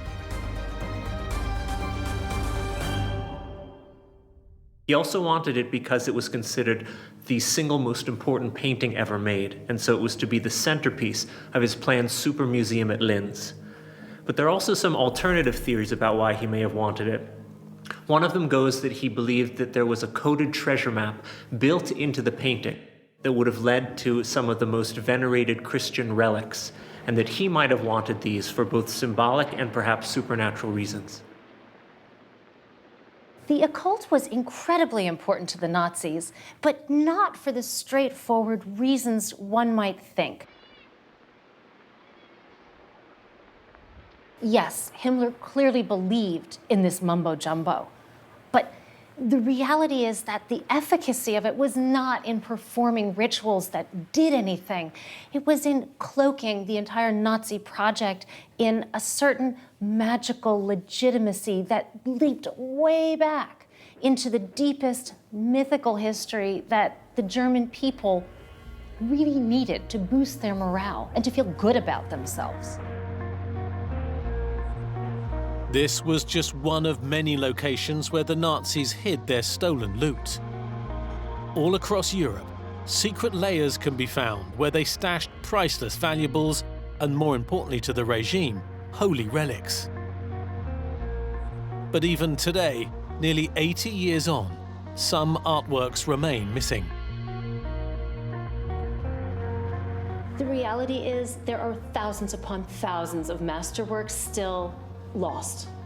Not clear whether the Nazis hid them so carefully, we've yet to find them, or whether they destroyed them, if they perhaps were particularly repugnant in terms of their religious iconography.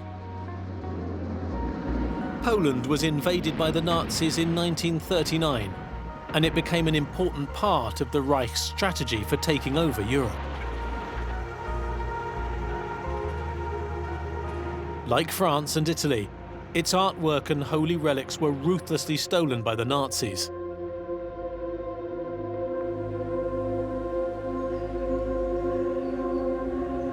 Polish journalist and explorer Joanna Lamparska has spent several years investigating the Nazis' theft of art and holy treasures. It's generally accepted that the Nazis hid this loot all over occupied Europe. It was a vast collection of material.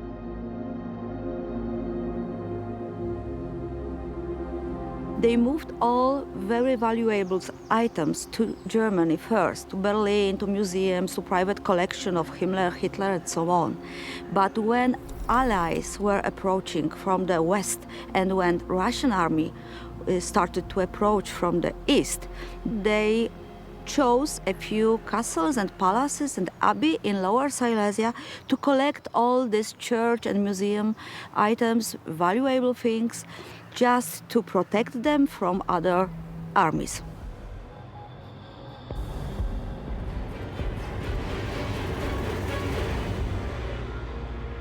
One of the locations that was used to store their plunder was Lubiaz Abbey in southwest Poland. It's a former monastery and architecturally one of the largest Christian complexes in the world. Its underground spaces were used extensively by the Nazis to build research laboratories and manufacturing plants.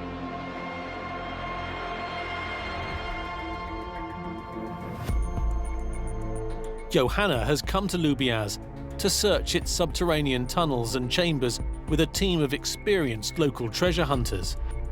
Can they find evidence of the priceless holy relics and other valuables allegedly hidden at the site?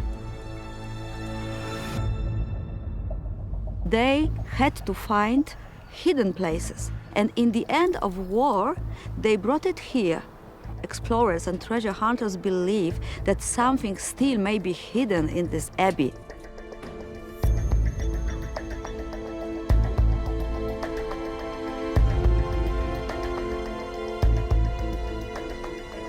Amongst this labyrinth of tunnels and passageways, secret rooms and spaces lay hidden behind brick and stone walls.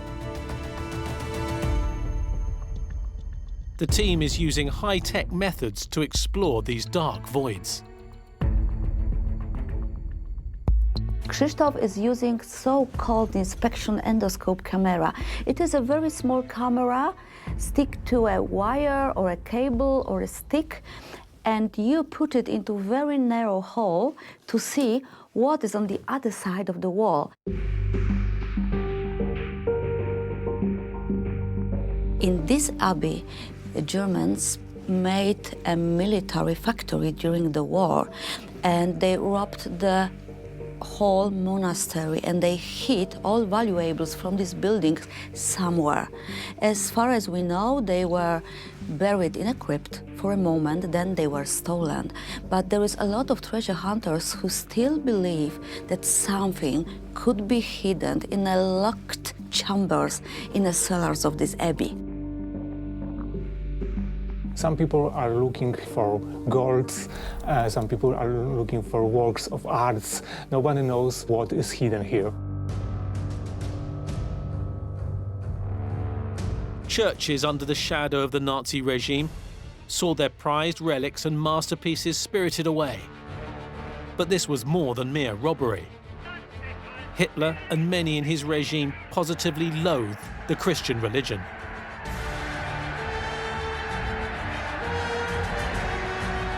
The reason why Hitler had such a loathing for Catholicism was that fundamentally the idea behind Catholicism and Christianity is that everybody is equal in God's eyes, that everybody shares God's love. To Nazis, that's absolutely anathema. For them, there are complete hierarchies of the order of people, so they had to exterminate those values that they didn't believe in.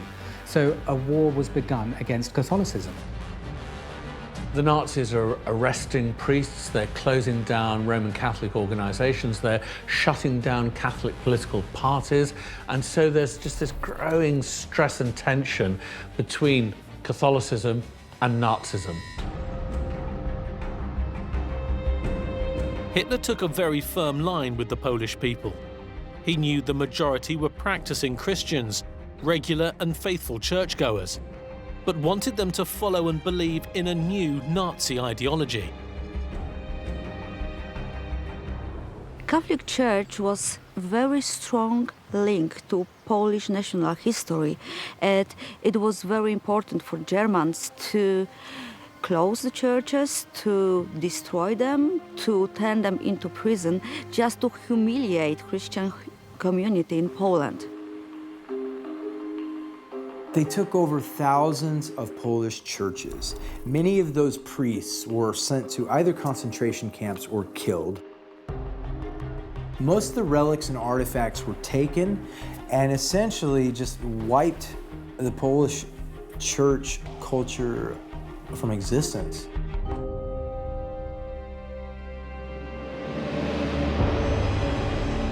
One of the most bizarre examples of Nazi cultural vandalism can be found here in St. Michael's Church, located in the town of Olesno in present-day Poland.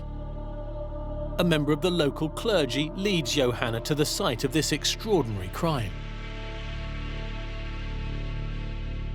During World War II, Nazis come here and take down the biggest and most beautiful bell of this St. Michael Church.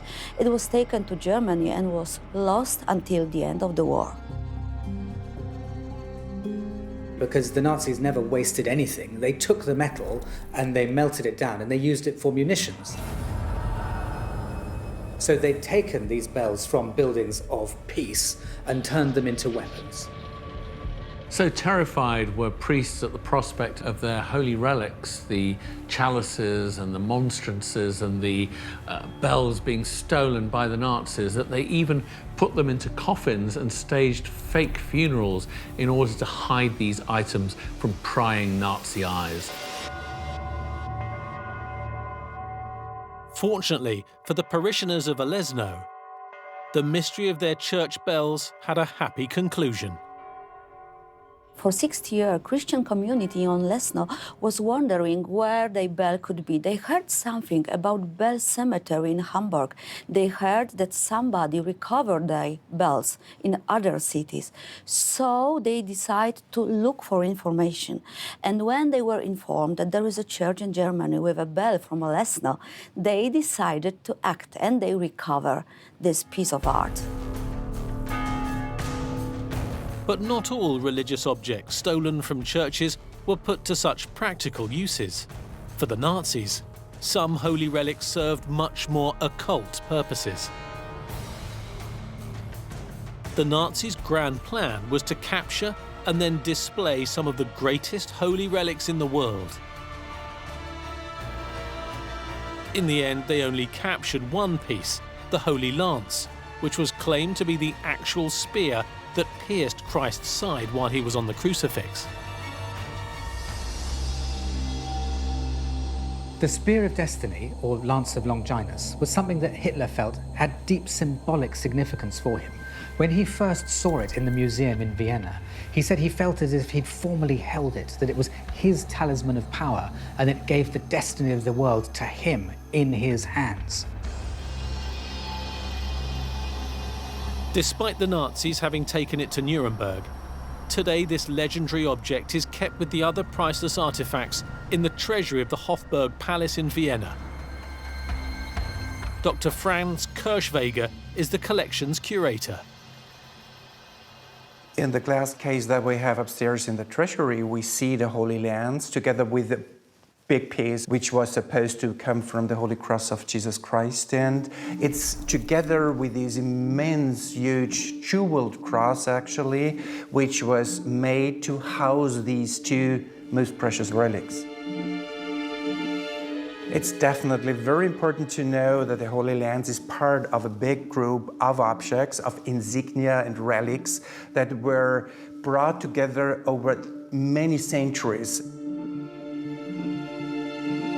This extraordinary assortment of objects is part of the imperial regalia, the ceremonial crown jewels of the Holy Roman emperors. Dating back to medieval times, the most important parts were the imperial crown, imperial sword, and the Christ-linked Spear of Destiny. This spear that supposedly pierced the side of Christ and thus was empowered with his power then went on to develop even greater legend as it passed from the hand of one powerful man to the other, under the belief that if they wielded this spear, they were omnipotent and they could bend the world to their will. For Hitler, having the imperial regalia of the Holy Roman Empire was his aspiration to create a 1,000-year Reich.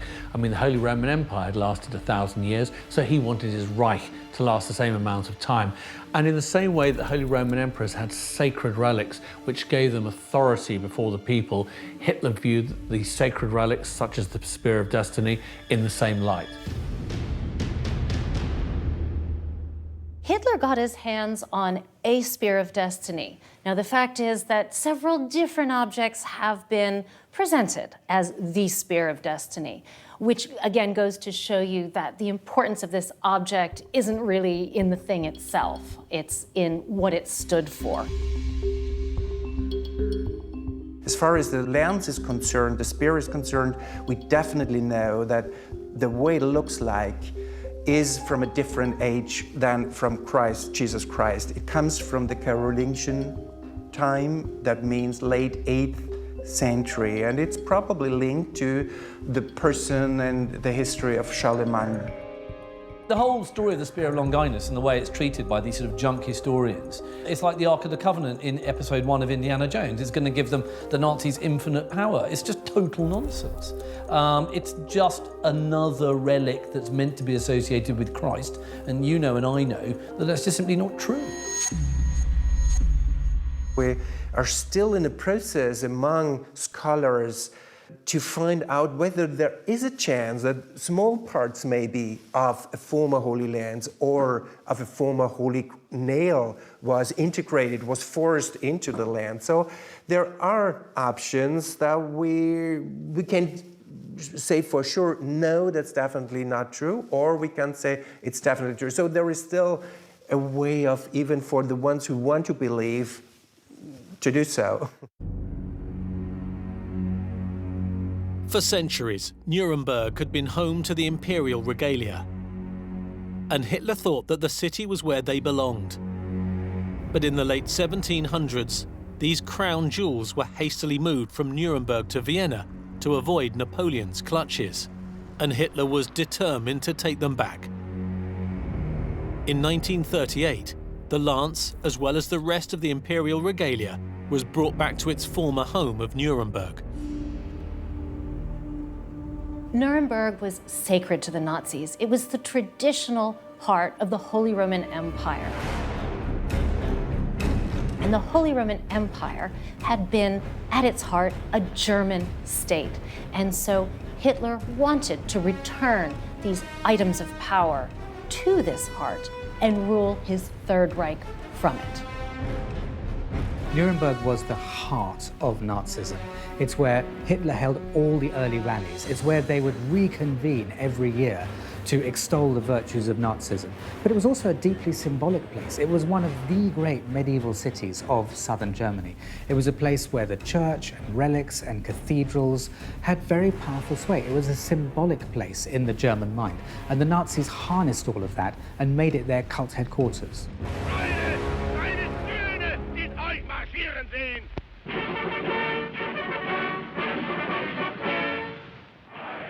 Today, Nuremberg has moved on from its troubled past. But the crumbling and decaying remains of the Nazi Party rally grounds still evoke memories of the barbaric regime that constructed them. A regime for whom awe and spectacle was key to its survival. It's an amazing feeling to be here for the very first time at the Nazi rally grounds in Nuremberg. If you can imagine tens of thousands of people gathered here during 6 enormous rallies between 1933 and 1938. This is the Zeppelin field, and over here on this grandstand is where Hitler would have given his most famous speeches. But as Hitler stood on the podium at Nuremberg, promising an empire to last 1,000 years, he also looked to the past to help secure it. There are a couple of ideas about why Hitler wanted to possess the crown jewels so badly, particularly the Spear of Destiny. The more accepted theory is its symbolic value, that it would symbolically link him to all of the past Germanic kings, the Holy Roman emperors, and he saw himself as the latter-day version of them, a new incarnation for the Third Reich. But then there are the more exotic theories that may posit, and it's entirely plausible that Hitler would have believed this, that some of these holy relics, particularly the Spear of Destiny, might have granted the owner some sort of superhuman powers. In fact, the legend goes that the Spear of Destiny, if it's carried in battle, whoever carries it can't lose. And we know that Hitler and Himmler were researching things that would support the war effort for supernatural means as well. So it's entirely plausible to believe that Hitler thought, hedging his bets, that possession of the Spear of Destiny might have helped from a military standpoint as well.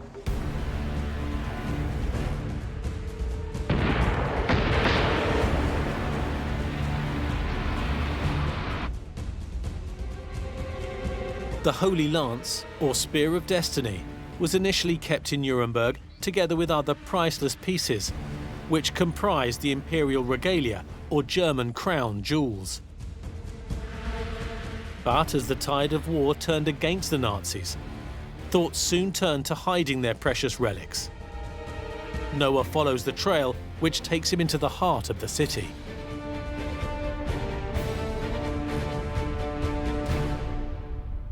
When the Second World War was brought to Germany and the Allies started bombing, there was a serious concern that some of the art treasures of Nuremberg, including the crown jewels, would be destroyed in an Allied air raid. In order to prevent this, it was ordered that the crown jewels should be stored in a secret bunker, a vault underneath Nuremberg Castle where I'm standing now.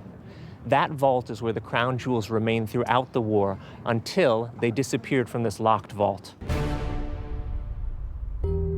Today, this tunnel system is known as the Kunstbunker. Noah meets guide Andreas Clements, who can tell him more about the intriguing site where the imperial regalia and the Holy Lance were safely hidden from the Allies. The bunker originally was a beer cellar. The beer cellars are now 640 years old. There are 4 football fields of them, and in some spots they're up to 4 floors deep. This place was bomb-proof. The spot where we're standing right now has approximately 24 meters of solid sandstone rock on top, so that was safe from bombs. Next thing they did, they put in a ventilation system. So fire was no problem here, bombs were no problem here. The place was dry, the place was well ventilated. So at least during wartime, this was perfect to store artwork. Even as the Allies overran Germany, the treasure stored in the Kunstbunker should have remained hidden. But a US Army intelligence officer named Walter Horn had a lucky break. Yet Horn wasn't an average intelligence officer. He had an extensive education in art history. Walter Horn was a senior intelligence officer in the US Army, and at the end of the war, he was interrogating a 48-year-old German private, a rather beleaguered figure called Fritz Huber. And he was asking him about biological, chemical weapons that the Americans were worried that Hitler may have concealed in certain ways that could be used at the end of the war. They weren't getting anywhere in the interrogation. And then Huber just asked him whether he was interested in old art. And not realizing maybe that Horn was a professor of history, a medievalist at Harvard. And he then started to describe artifacts which Horn suddenly realized was the imperial regalia, including the Spear of Destiny. And it was buried underneath Nuremberg Castle in an air-conditioned bunker. The American forces captured Nuremberg in April 1945. And Horn sent a report detailing where they could find the Nazi secret bunker. But before the US soldiers could enter the Aladdin's Cave of Treasures, the imperial regalia were removed by 3 clever Nazi soldiers who were one step ahead. Towards the end of the war, it became clear that rather sooner than later Nuremberg would be conquered by the Americans. They were coming quite close. The 3 men in charge of the bunker wanted to save the regalia from the, as they put it, cultureless Americans. So they conspired to remove the most important pieces: crown, scepter, orb, and sword. By July 1945, Germany was defeated, and Horn had transferred from intelligence into the Monuments, Fine Arts and Archive program. This group, better known as the Monuments Men, was established by the US government to track down art and cultural items stolen by the Nazis. And they had been sent to the Nuremberg bunker to track down the imperial regalia detailed in Horn's report.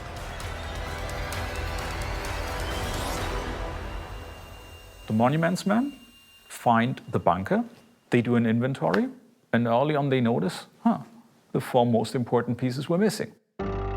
And they start looking for them, for those 3 guys.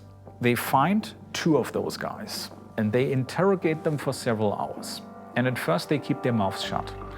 And at one point, one of them gives up the location, shows the real regalia to the Americans, supposedly after they promised him the regalia would not be taken to the US, but would be given back to Vienna. So it's interesting that they chose 4 objects, but they didn't take the Holy Lance. No, it shows you what was considered important. They chose what they considered important, the symbols of power. not the relics.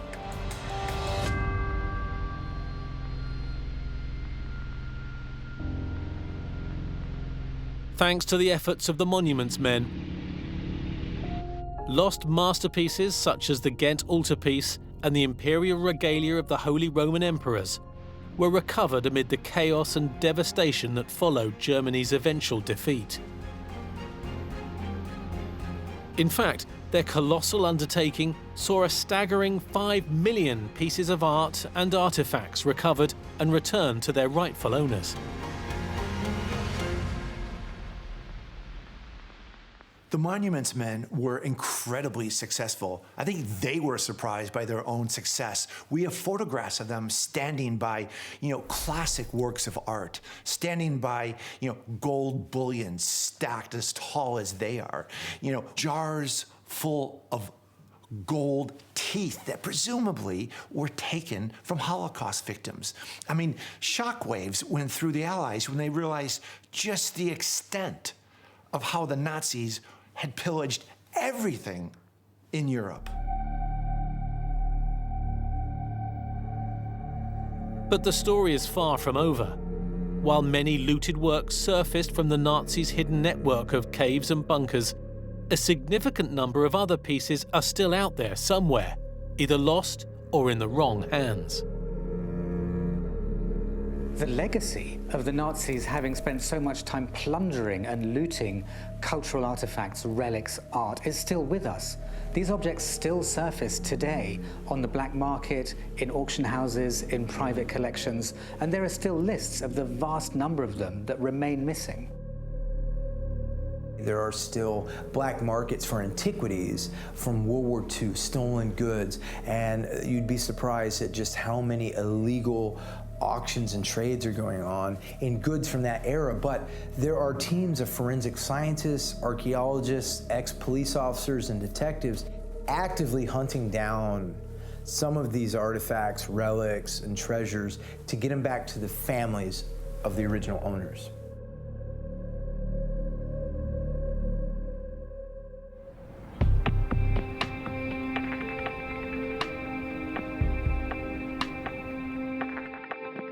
Almost 80 years after their theft, individuals and organizations around the world are still on a quest to recover these lost works.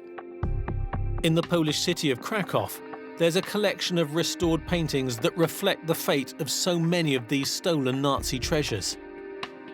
Journalist and explorer Johanna Lamparska visits St. Mary's Basilica to learn the fate of the cycle of St. Catherine of Alexandria from art conservation expert Katarzyna Pakula. These are Kulmbach paintings. Yes. Originally, it was 8 panel paintings made by Hans Zies von Kulmbach, who was a painter, Renaissance painter from Nuremberg. And they have been ordered to Krakow in the golden age of Polish culture. It was the beginning of the 16th century. The 8 paintings that made up this medieval masterpiece were taken by the Nazis during World War II, but even today, not all have been recovered. Unfortunately, after the war, out of 8 paintings from one altarpiece, 6 paintings came back, so still 2 are missing, and St. Mary's Basilica is searching, and the Polish Ministry of Culture, and hoping that they are still existing.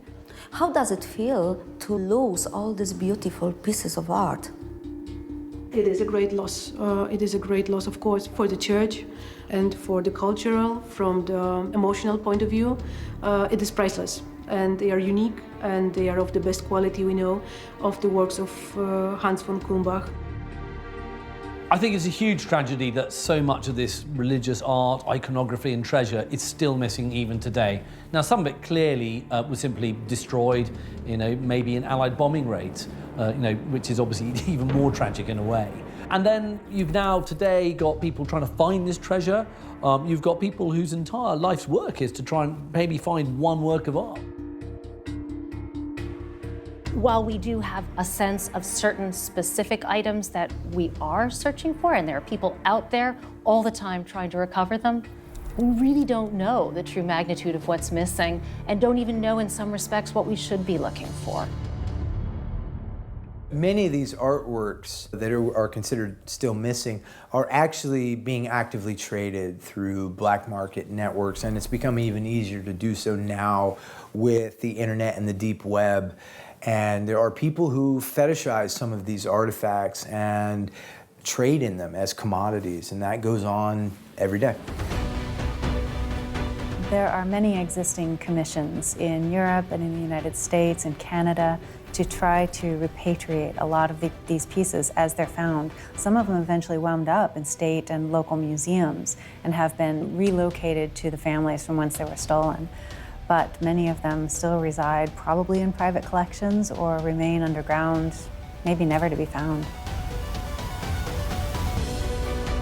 Many people are still obsessed with finding the missing art, including, of course, the people's families who originally owned some of these, because a lot of the art was originally owned by Jewish families who simply had it removed from them.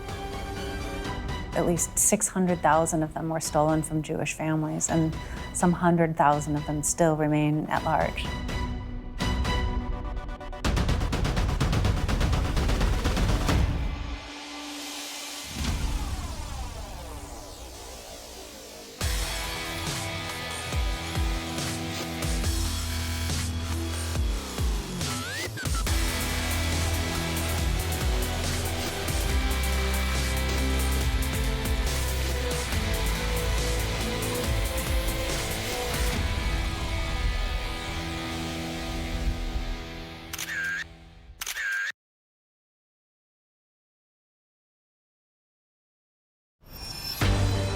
Preserved in Italy's Turin Cathedral is one of Christianity's most famous holy relics, the Turin Shroud. It's said to be the burial cloth in which Jesus was wrapped after his crucifixion over 2,000 years ago.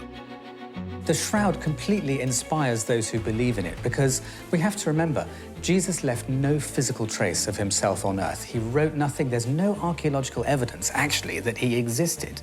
But if the shroud is real, then this is tangible proof that he did.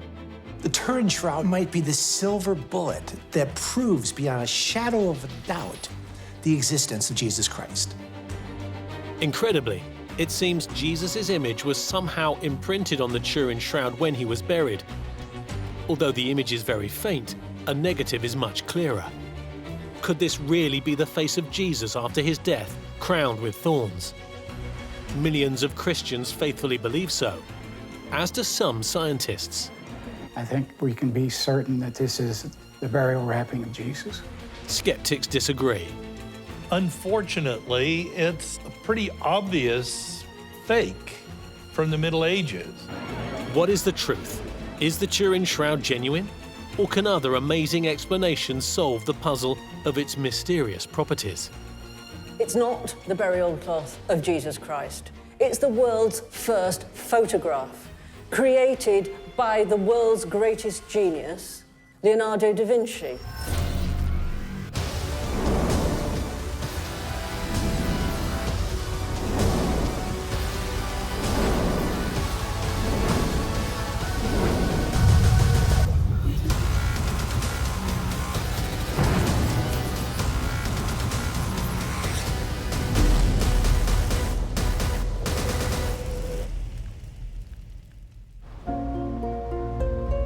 Turin Cathedral is home to one of the most famous Christian relics on the planet, the Turin Shroud.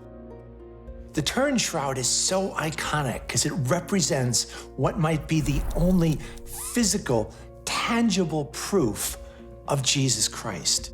The shroud gives a face to a man whose legacy has dominated so much of human history. His physical anatomy is visible on this shroud, and that's incredibly powerful for many people. But is the Turin Shroud really the genuine burial cloth of Jesus? Today, the Turin Shroud is displayed to the public only on rare occasions. But a modern copy is on permanent display in the Church of the Holy Shroud near Turin Cathedral. Bruno Barberis is the scientific coordinator of Turin's International Centre for the Study of the Shroud. We can see the most important thing, the double human image. Here we can see the face, the chest, the hands, and the legs. The blood images are clearly distinguishable due to the fact that they are more red. In my opinion, the probability that is not a fake, but is really the burial cloth of Jesus of Nazareth is very, very high.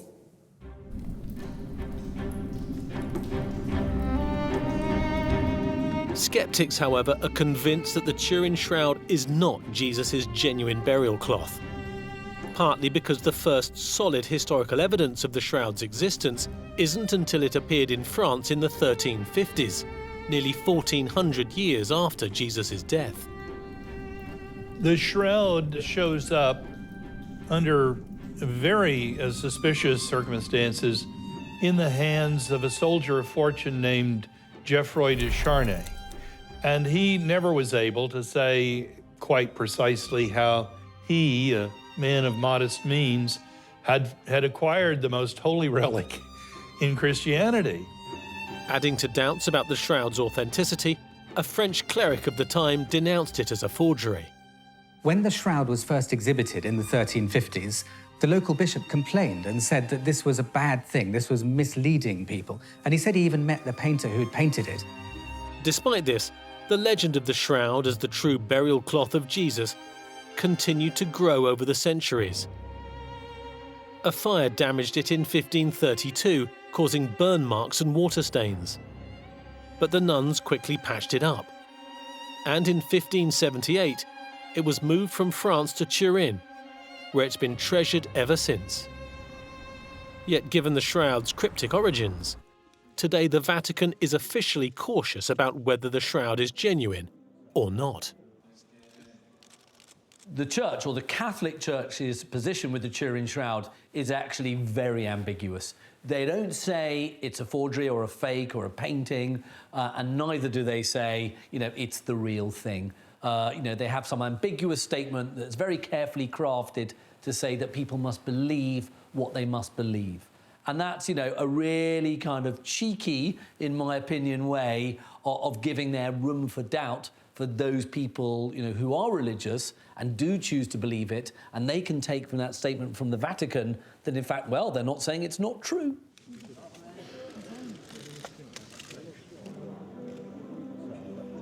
The Church doesn't actually say itself that this is a literal image of Christ. They refer to it not as a relic, but as an icon, that it's a representation of Jesus. So if you want, the Church itself seems to be keeping its options open. True believers and skeptics alike want to resolve the debate about the shroud once and for all. For over 40 years, both sides have turned to science to provide the definitive answer. The first large-scale scientific investigation of the shroud was carried out in the late 1970s by the Shroud of Turin Research Project. Barry Schwartz was a photographic expert on the primarily American team. We did a myriad of different types of photography, but we also did spectral analyses, X-ray and X-ray fluorescence, and reflectance analysis. So we had all of these different pieces of equipment at that moment in time that were state-of-the-art, and ironically, the single question we went to answer, how is the image formed, we were unable to answer.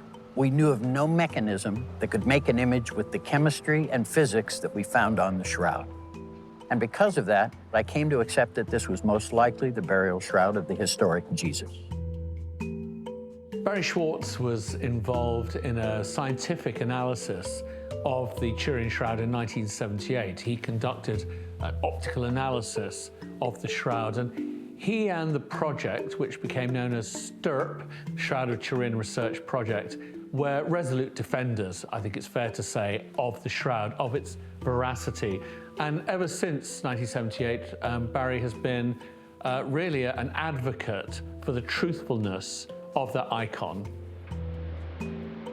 Since Schwartz's team examined the Turin Shroud in the late 1970s, many others have done scientific studies of their own. Some have agreed that it's likely to be authentic, but many others have declared the shroud to be a medieval fake. So now we have all these scientific proofs that the shroud is real, along with the scientific proofs that it isn't. The debate rages, but this is one of the most central artifacts in Christianity, if it's real.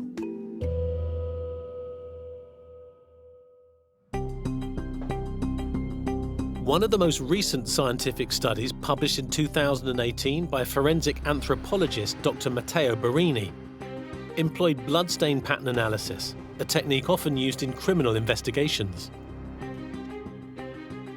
Morning, people. So ready to start with the experiment? Yeah, very good. In the first part of his recreated experiment, Dr. Barini is comparing the blood pattern on the Turin Shroud to how Jesus would have bled if he was crucified on a traditionally shaped cross. So now your arm is extended like the classical crucifixion position, so with the arm completely horizontal. So now, exactly, we see here the bleeding with the arm completely extended. So what we see is that there is just a bleeding that is going down, following the law of gravity, going down 90 degrees. However, what we see in the Turin Shroud is not this. Instead, the blood from Jesus' wrists, as seen on the Turin Shroud, didn't drip at a 90-degree angle to his arms, but dripped along the length of his arms.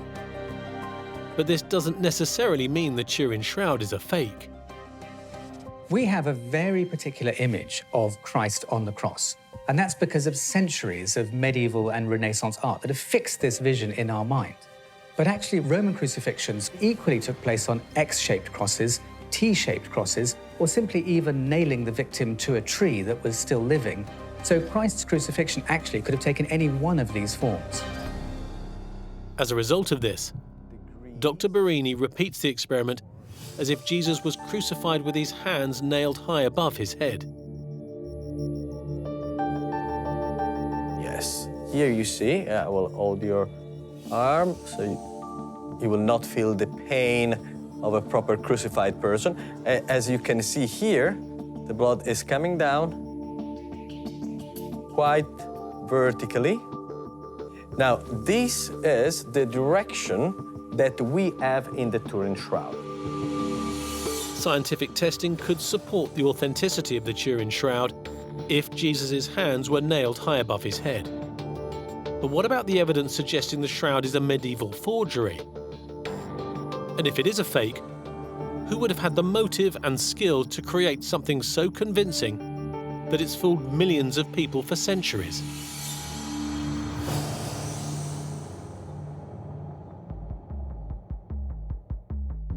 There is another test that the shroud must pass in order for it to be considered real.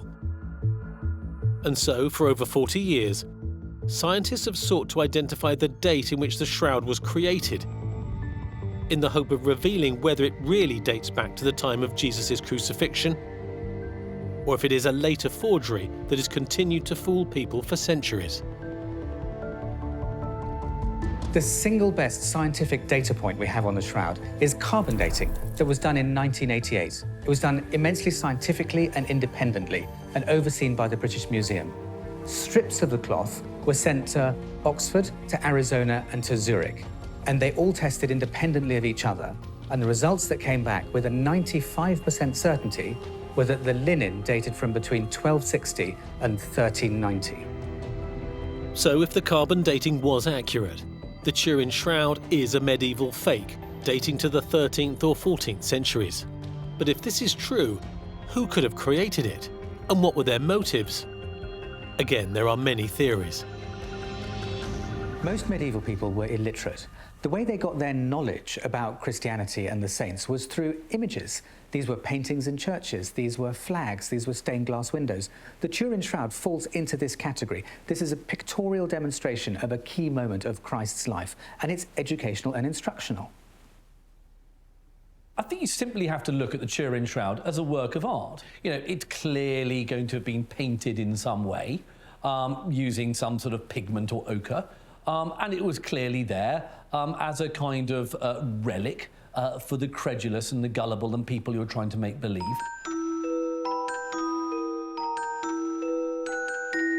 But if it is a fake, it is clearly a very convincing one. And one shroud researcher in particular, Lynn Picknett, claims to have identified the person who faked it so convincingly.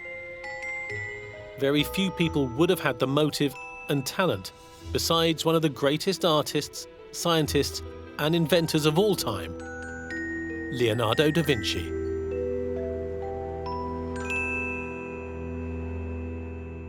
We can't be certain who commissioned Leonardo to fake the shroud, but almost certainly it was someone in the Vatican, perhaps even the Pope, because in those days they were very corrupt. And basically they wanted the ultimate Christian relic that would pull in the punters and line their pockets. From the late medieval ages, there was a significant commercial value in having holy relics because you would draw pilgrims not only to your church, but to your city, and that was a significant source of income. We know Leonardo was given a room in the Vatican, a secret room. We don't know much about what happened in there, but whatever it was, it involved a machine made of mirrors, and it is said that whatever went on in that room, the German mirror makers that were employed ran out screaming that it was sorcery, and it seemed to involve huge flashes of light. Lynn believes that Leonardo da Vinci had the equipment and skills even in the 15th century to experiment with photography. She claims the Turin Shroud is actually the world's first photograph. I personally have no doubt that Leonardo had the technological know-how and means to fake the Turin Shroud. Leonardo invented so many innovative things that have only come to mass production. Helicopters, flying machines, all sorts of technological devices that were hundreds of years ahead of their time. And he was working with camera technology. He built a camera obscura, which he called artificial eye, with a little hole in one wall, and you projected images through it onto the inner wall. What you had to do is you put a cloth in the camera obscura coated with light-sensitive chemicals. Chemicals that were readily available in Leonardo's day, for example, egg white and urine, and basically the light hits it and the image forms.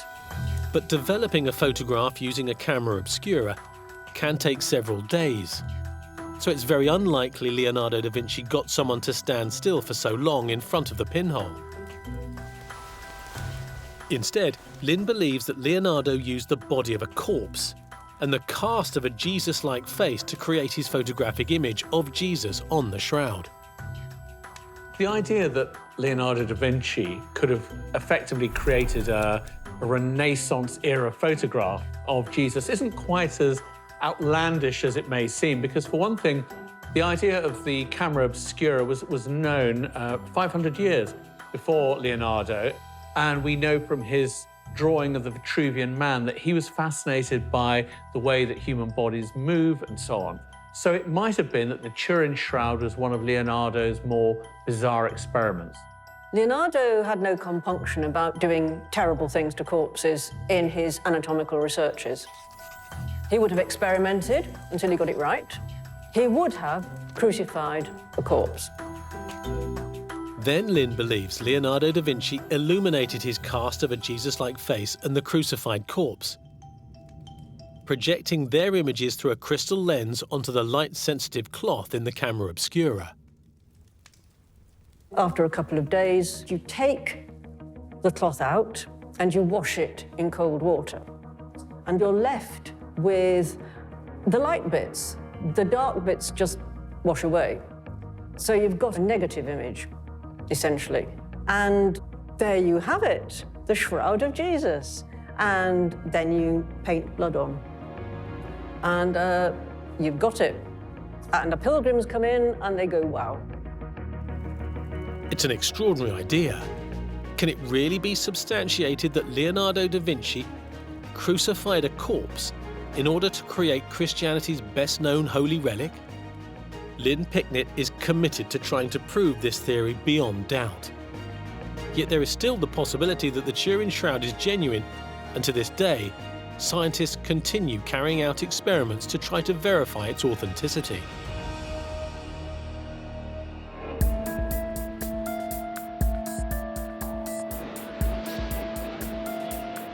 Although the radiocarbon tests carried out on the shroud in the 1980s dated the shroud to be the 13th or 14th centuries, some refuse to accept their conclusion that the shroud is therefore some kind of later medieval forgery. Many have identified what they believe to be inaccuracies in the scientific process used, coming up with a myriad of explanations for why the tests could have come back with dates that do not fit with the crucifixion of Christ. So one prominent line of argument is that soot from the fire that the shroud suffered impregnated the fibers, and that has thrown off the carbon dating. Well, it's a theory that you can put forward, but the scientists who conducted the carbon dating have addressed these issues and say absolutely not. Their tests take account of these factors. So even though carbon dating has put the shroud firmly in the late 13th century, 14th century, those who believe that it's genuine have hit back by saying that the shroud has been in 2 or 3 fires, I mean one in the medieval era, and that it may have become contaminated by soot, by other debris, and that's what accounts for the carbon dating. I have friends that are pro-shroud. I felt when the carbon dating was done, I felt genuinely sorry for them because I knew they were briefly, only briefly, they were devastated. And then they came up with several hopeful theories and they were back off and running again. One long-standing Turin Shroud researcher who doubts the reliability of the carbon dating results is Stephen Mattingly, recently retired after more than 30 years of working as a professor of microbiology at the University of Texas. When the radiocarbon date came out, that kind of convinced me at the time that it was medieval and it was some kind of fake. But since I've thought about it and got involved in the research and thought about it scientifically, I realize now that it is the actual shroud of Jesus. According to Mattingly, the shroud was dated inaccurately to medieval times, and not only due to fire. He believes the shroud could have also become contaminated by bacteria. The radiocarbon labs didn't take into account the microbial and fungal contamination because of the fact that the components of bacteria and fungi and cellulose are identical. We really cannot use that as an indication of, you know, the date of the shroud. He believes that one source of this bacteria could have been the air around the shroud. Common contaminants, Bacillus subtilis, are in the air everywhere. Each day they're adding new carbon, radioactive carbon. So the contamination issue is something we can't deal with as far as the Shroud of Turin is concerned. Most significantly, Mattingly believes that not only did airborne bacteria affect the carbon dating of the shroud, skin bacteria also created the mysterious image of Jesus. Mattingly says that to create a really strong image on cloth, you need huge numbers of bacteria. And he says that's exactly what happened as a result of Jesus' crucifixion. His bloody death provided the perfect conditions for bacteria to multiply on the skin. We know that they added a crown of thorns early on, and anybody that's ever had a wound in the head knows that it bleeds forever. There are reports of over 100 scourge marks on the body, front and back, that would also bleed. So we have an individual that essentially is bleeding continuously. And there are consequences to that. Most importantly, the fact that Jesus' own skin bacteria began to grow. They had all the nutrients they needed, and they would double every 30 minutes. So when the shroud was removed, it left the excess bacteria from his skin on the shroud. And that's what created this wonderful image. To demonstrate scientifically that Jesus' skin bacteria could have created the image on the Turin Shroud, Mattingly is going to coat his hand with some skin bacteria grown in his home laboratory and then imprint his hand on some cloth. And I begin coating my fingers. This is Staphylococcus epidermidis, which I obtained from my own hand and brew it up. And we just keep repeating this. But skeptics find it difficult to believe bacteria on Jesus' body could have created the image on the Turin Shroud. And they point to the Bible for supporting evidence. The synoptic Gospels, those that see things the same way, Matthew, Mark, and Luke, they do speak about Jesus' body being wrapped in a shroud. But John, which many think is the most accurate Gospel, actually doesn't. It talks about linen strips and even a separate headpiece. But perhaps the most fascinating thing about the Gospels is what they don't say. If there had been an image on the shroud, you would expect them to have recorded that. According to Mattingly, however, Jesus' image on the shroud may have simply needed time to develop after the shroud was removed from his body. As his experiment shows, an image created by bacteria does take a long time to develop. You really can't see much right now. This will continue to develop over time. The hoped-for image on the cloth is just barely visible for now. But the experiment was brief, and Mattingly says that Jesus' body was covered with billions more bacteria than his own hand. And Jesus' image also had much longer to form on his burial shroud. To demonstrate the principle, Mattingly shows an image of his hand on his computer that he created with bacteria years ago. This was done about 20 years ago, and the color has developed over time. This is the negative, and it shows even more detail. Although his theory is very controversial, as a result of his experiments, Mattingly is convinced that the image on the Turin Shroud was created by bacteria multiplying on Jesus' skin during his bloody death. As a Christian, he finds Jesus' image on the shroud reassuring. I have no trouble being a Christian and a scientist, but the truth has to be through science. I think we can be certain that this is the burial wrapping of Jesus. We talk about wanting to see his face in our prayers, and here it is. Here is his face. What does Jesus look like? We know what he looks like. We know how tall he was. We know many things about him because of the shroud. Could Stephen Mattingly's remarkable theory be true? Did bacteria from Jesus' body really create the image on the Turin Shroud? Some skeptics believe Jesus' physical representation on the shroud isn't realistic, suggesting that the shroud may be a medieval fake. To help solve the mystery, some look for clues in the history of Roman crucifixions.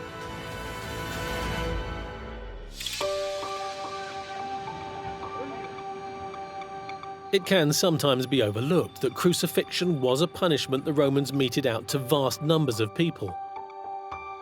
But the way in which Jesus' body was taken down from the cross and given a proper burial would seem unusual.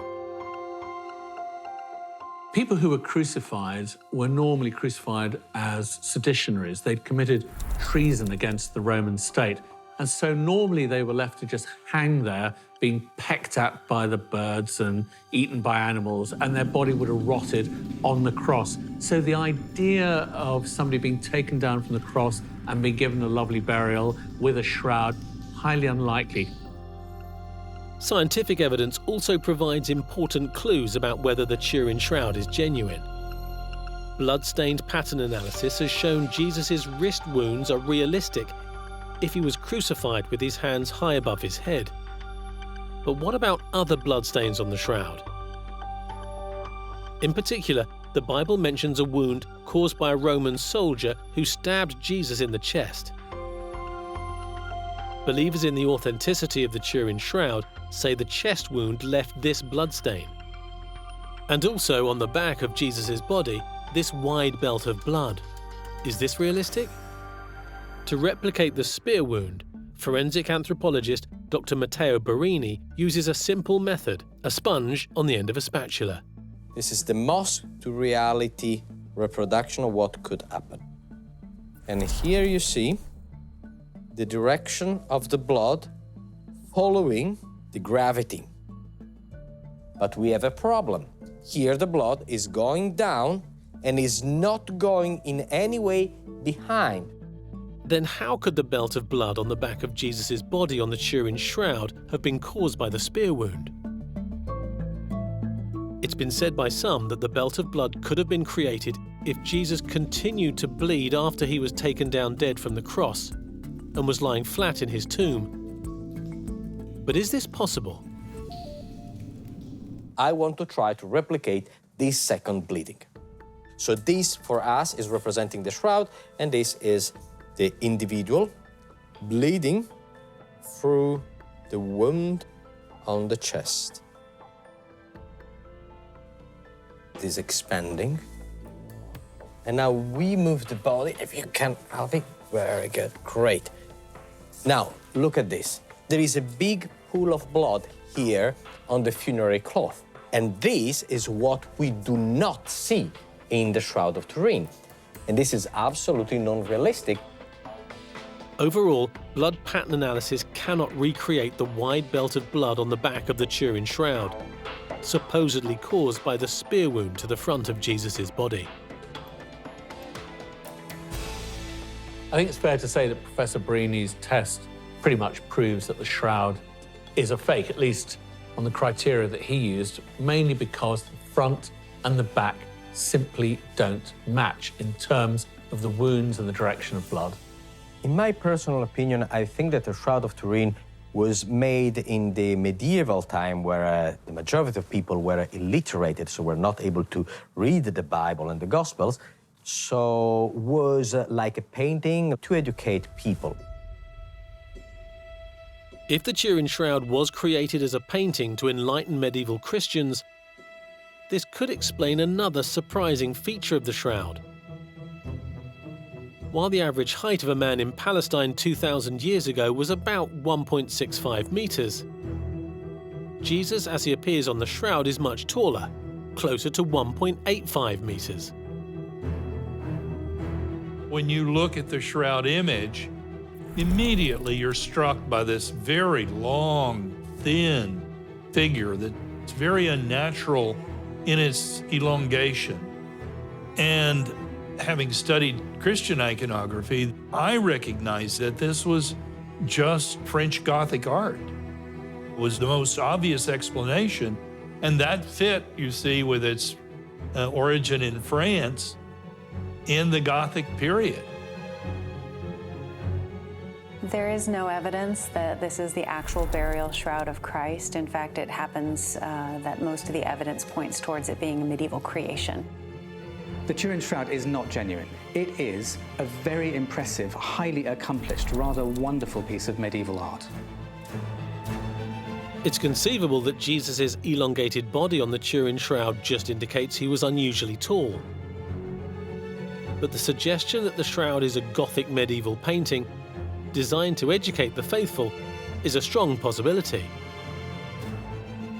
If the Turin Shroud is actually a painting, in theory it should be possible to replicate it, recreating on cloth a very similar image of Jesus. But can a convincing, full-scale replica of the Turin Shroud be created today?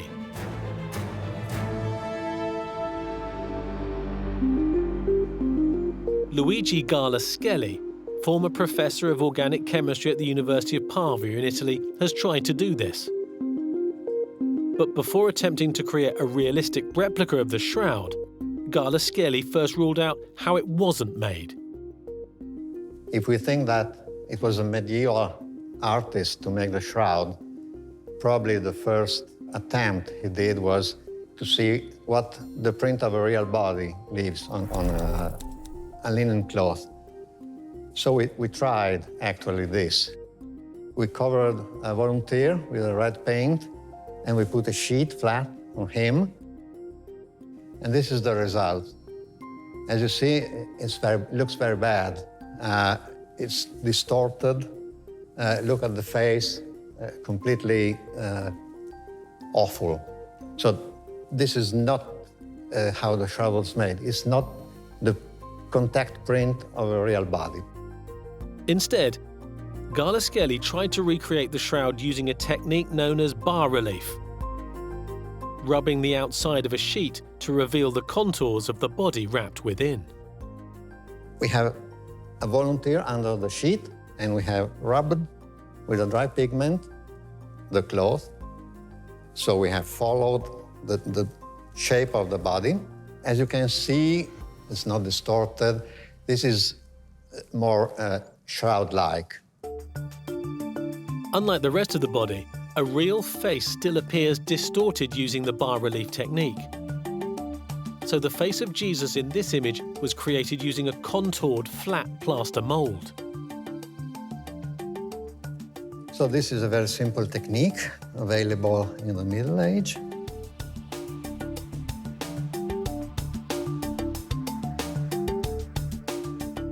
This is the only way you can have a face undistorted. Garlaskelli is using blue pigment to highlight the fact that the color doesn't matter. He says the faint image of Jesus on the shroud is a kind of ghost image of reddish acidic impurities left behind by the original colored pigment that has completely faded away over the centuries. Now we will have to artificially age this image because the shroud had centuries to do so, but we want to do that in an hour, so we will put it into an oven at 160 degrees Celsius to simulate the aging. After an hour in the oven, the image is washed to remove the pigment. Only the pigment's acidic impurities now remain on the cloth, which is then ironed dry. Now the pigment is gone, and this is the image on the surface of the linen, nothing behind.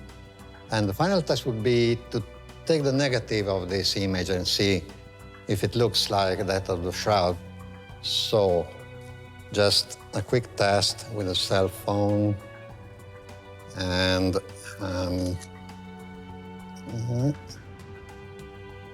yeah, this is the negative. It looks like the Shroud of Turin.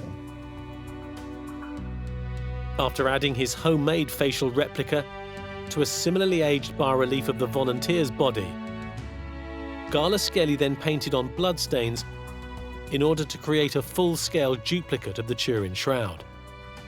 Personally, I find Professor Garlaskelli's bas-relief analysis extremely convincing. The image that resulted from this technique is one that closely resembles what we see on the shroud. So really a remarkable job. Others aren't convinced by Garlaskelli's recreation and say that it doesn't prove the Turin Shroud was painted.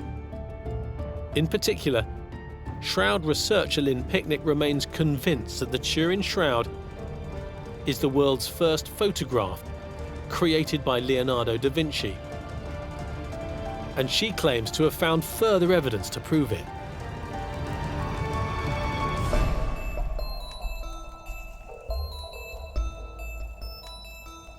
The shroud has often been said to behave like a photograph.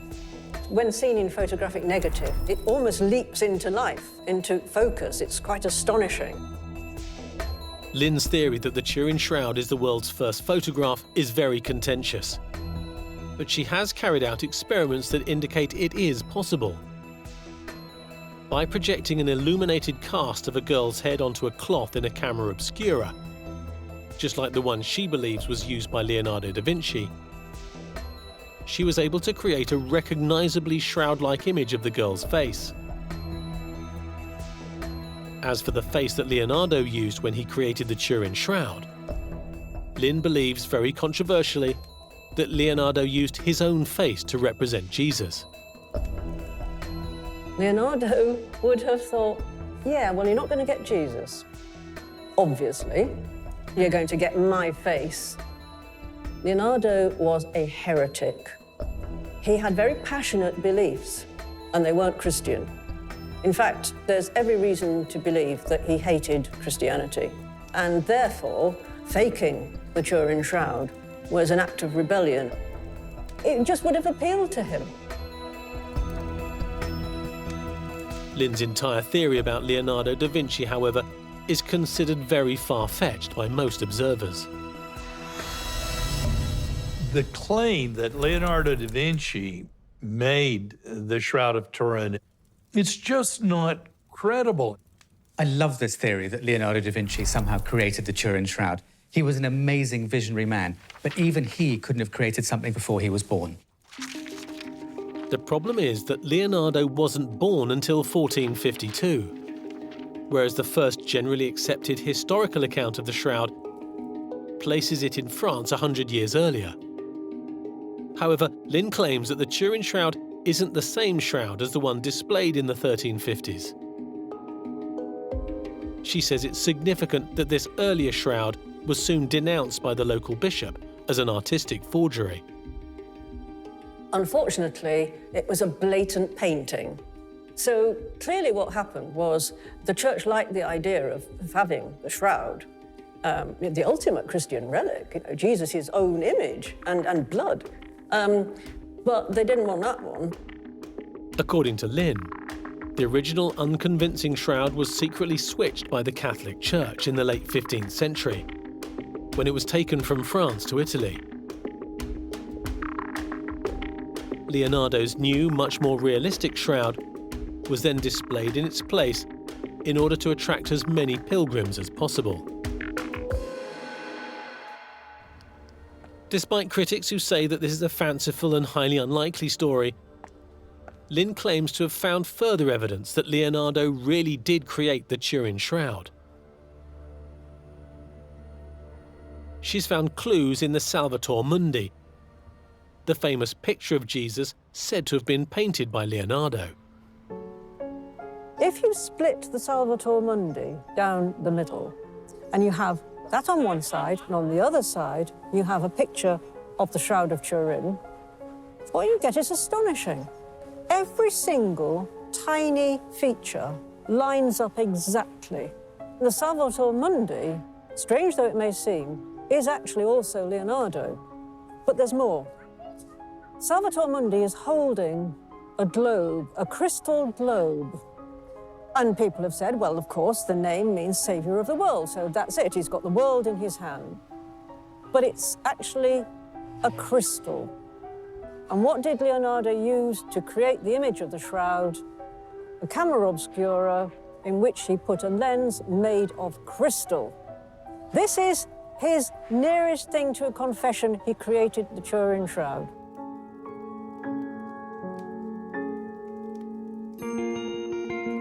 Whatever the truth is about this amazing theory, the debate about the Turin Shroud will surely continue for years.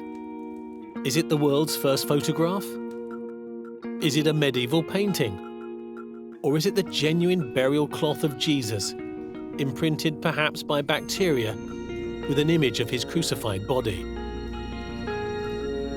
Although carbon dating has provided compelling scientific evidence suggesting that the Turin Shroud is not genuine, believers continue to dispute the study's accuracy.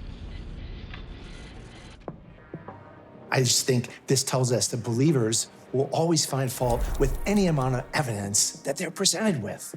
I think that for some people, the idea that the shroud is the real thing that wrapped Jesus Christ's body is too beautiful to be impossible. You could say that the Turin Shroud shows that we're a world divided between believers and non-believers, between those who want proof, scientific, rational proof if you want, and those who believe that faith is important. For them, believing that it is the image of Jesus is enough. That sense of wonder is enough for them. In a way, the Shroud brings out wonderfully that conflict that we all have between the rational and the romantic. It's wonderful to believe that the Shroud might be real. It's a little tedious to have science tell one it isn't. But we all have within us that need for both. That spark of the imagination is always there. And for so long as humans have that, the Shroud will have its supporters. And so, regardless of the scientific evidence indicating whether it is or isn't the genuine burial cloth of Jesus, for millions of people, the Turin Shroud will undoubtedly long remain one of the world's most revered and iconic religious treasures.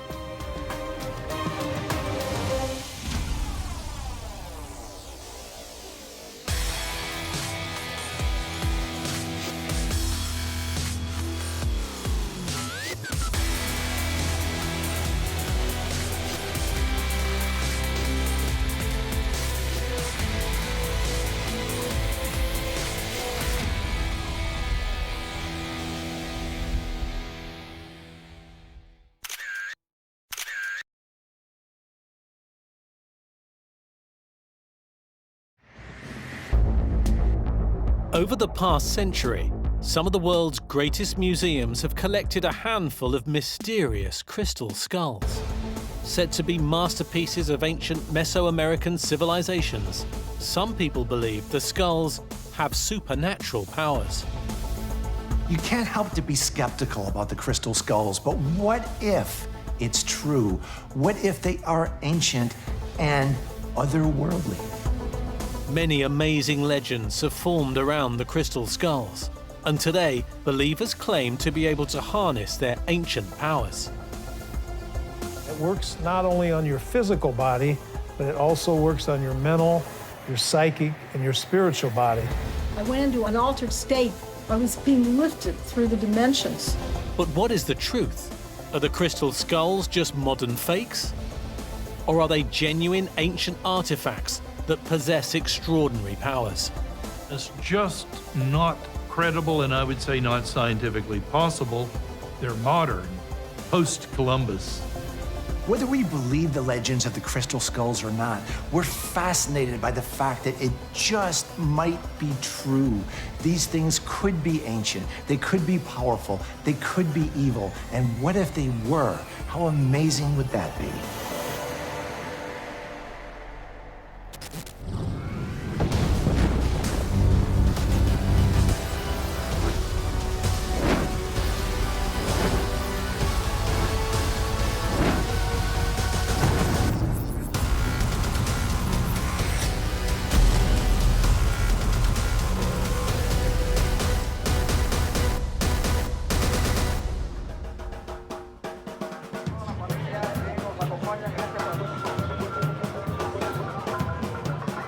Once a year in Mexico and Central America, families and friends gather to celebrate the Day of the Dead. The Day of the Dead in Mesoamerica is a fantastic tradition, and if you've ever experienced it, you know it's a really immersive, spiritual ceremony spanning many days of, parading around towns and cemeteries with skulls.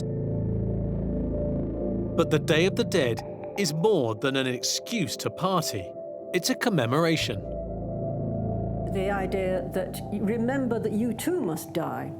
And although it's accrued over the years all the trappings of a festival, drinking and eating and so on, it's remembering their ancestors, remembering their family that's gone, and also pondering upon their own mortality. For many people, the Mexican festivities around the Day of the Dead seem really kind of macabre. I mean, there are skulls absolutely everywhere, ornately decorated. But for Mexicans, the Day of the Dead is a time to celebrate those who've gone on before, if you want. And it's a way of almost helping those people get to the other side. And in fact, the more mournful you are, the more you're stopping your loved ones, your dead ancestors from transcending from this life to the next. But some claim that pre-Columbian Aztecs and Mayan rituals used a very different type of skull, made of crystal.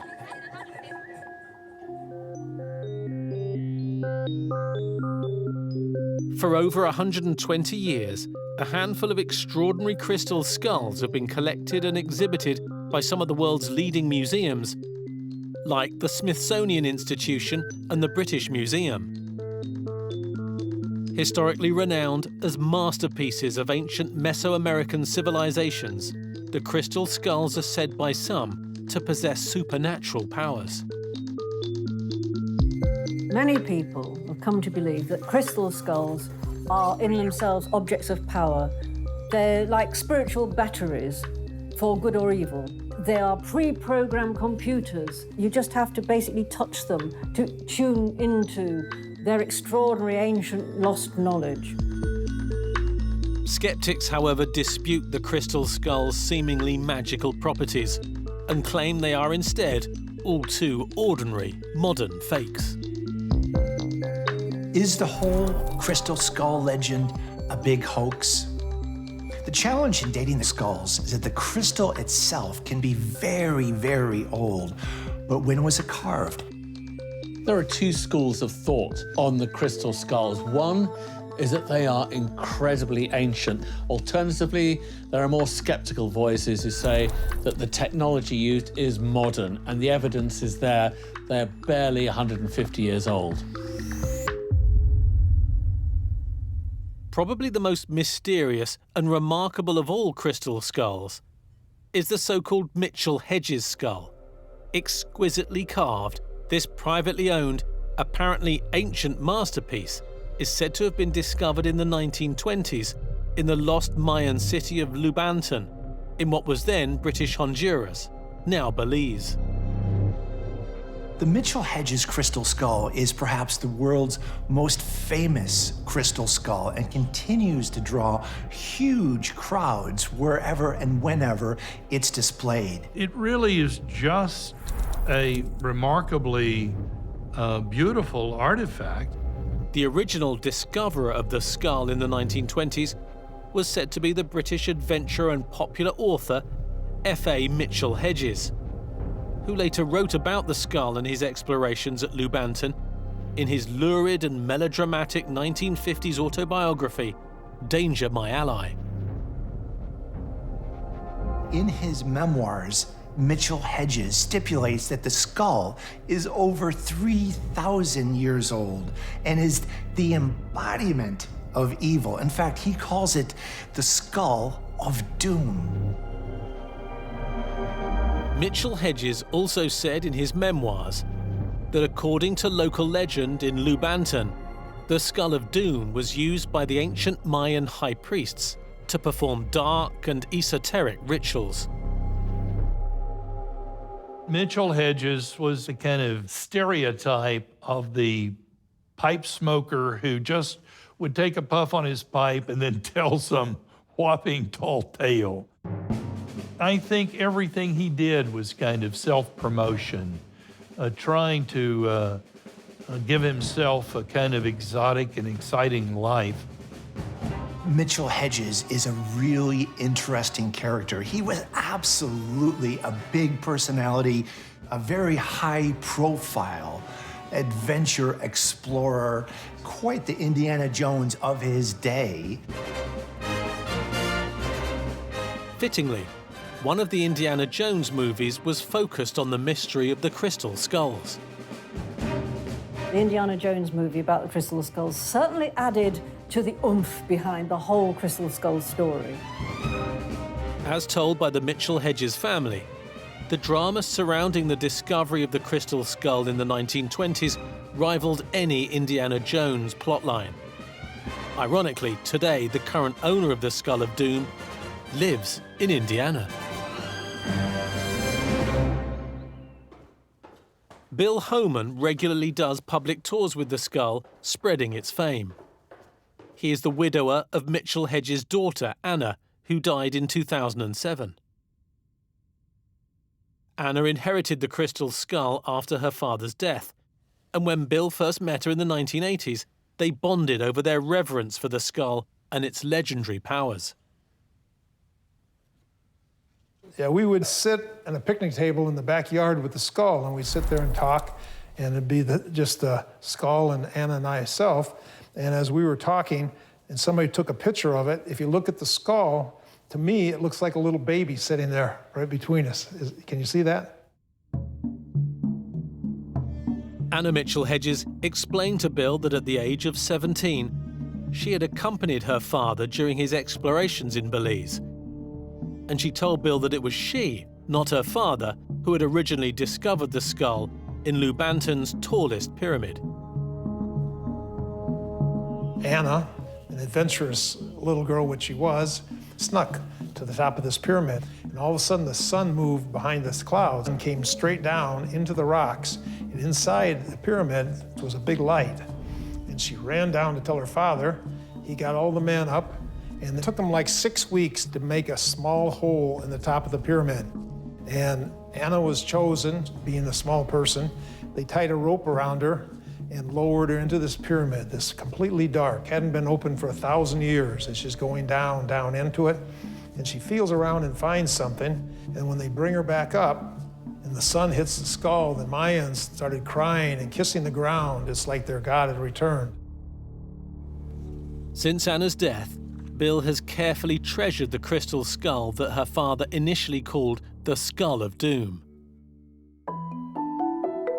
It was due to its apparent powers of healing, however, that Bill and Anna renamed it the Skull of Love. Anna's claims that she attributed to the skull are really quite incredible. For a start, she said it could cure cancer. For the last 7 years of her life, she trained me on what to do with the skull, how to take care of the skull, and what she expected.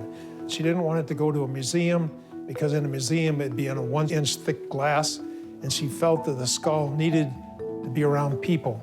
And it has an important job to do right now.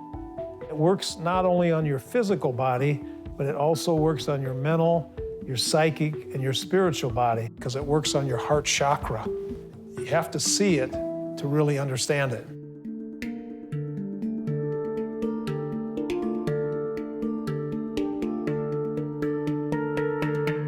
After the death of her father, Anna Mitchell Hedges becomes a bit of a cult figure because she takes the Mitchell Hedges crystal skull on tour around the world. Anna went on to marry Bill Holman, and after Anna's death, Bill has continued the tradition of the Mitchell Hedges crystal skull going on tour. People perform meditations with it, and it continues to be even more of a New Age icon than it ever was in Anna's time. Today, when it isn't out on tour for healing sessions, the Skull of Love is kept securely padlocked in Bill Holman's house. Bill claims that quartz rock crystal, from which all crystal skulls are carved, has remarkable scientific properties. Quartz, he says, can store and transmit ancient wisdom and energy, helping to explain the crystal skull's healing powers. As far as healing, I don't want to say, oh, you come here, you're going to get healed. That doesn't work that way. The skull has its own program, its own agenda. If there's 20 people in the room, the skull will affect each one in a different way. So it's not like one thing fits all, but it's very, very individual. Sometimes when people have a problem in the physical world, it's caused by something maybe psychically or maybe even spiritually. So where the healing goes is where it needs to go, and it's very, very unusual how it changes people, because it shows your inner self, who you are, and what your capabilities are. I tell people, once you see it, you'll never, ever forget it, and that seems to be the case. The assertion that the Skull of Love has the power to heal is a remarkable claim. How could it be possible? Bill believes the scientific properties of quartz provide the explanation. It's piezoelectric quartz. Is the same kind of quartz that they make computer chips out of. And so this is like a supercomputer. And if we had the knowledge to understand how it was programmed, I would think we would be able to use it for a lot of good things for mankind right now. Bill believes the ancient wisdom programmed into the Skull of Love over 1,000 years ago has been stored within the skull ever since, as a result of the crystal's piezoelectrical properties. There's no doubt that crystals appear to have qualities unique to them. They're special, but that doesn't mean that a crystal skull has magical powers.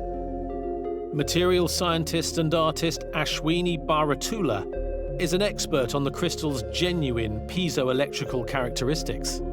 So what happens with piezoelectric materials is that if you take these crystals, like quartz, for example, and you make a slice out of this crystal and kind of press down upon it or squeeze on it, it generates positive and negative charges on the opposite sides of the crystal. So now you have something like a tiny battery or a power source. The cuts that you make in these crystals have to be extremely precise and done in a certain way. The higher the force you apply, the greater the voltage. The reverse also applies.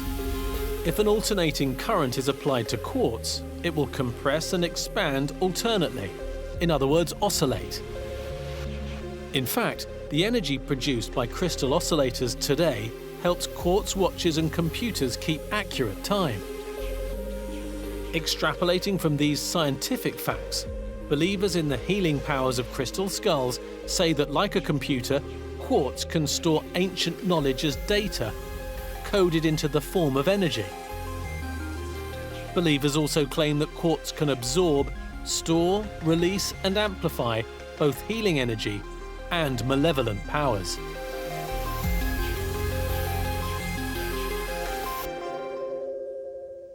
Many people do believe that these crystals have healing properties and that different varieties of quartz will bring benefits to different parts of your body, if you will.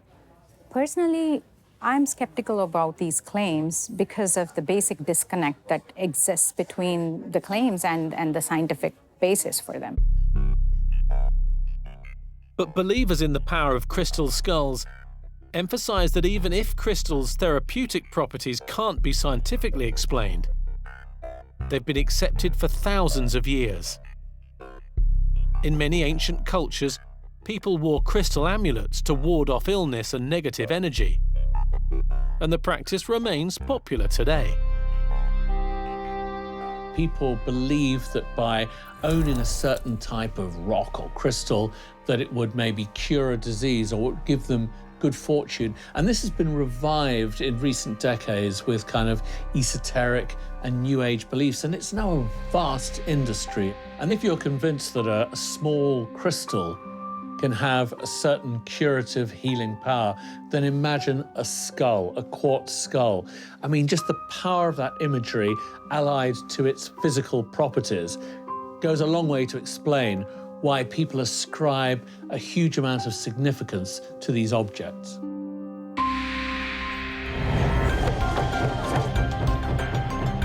Is there any real-life evidence of the crystal skull's claimed therapeutic effects? According to traditional Mayan wisdom, skulls do possess remarkable and transformative powers.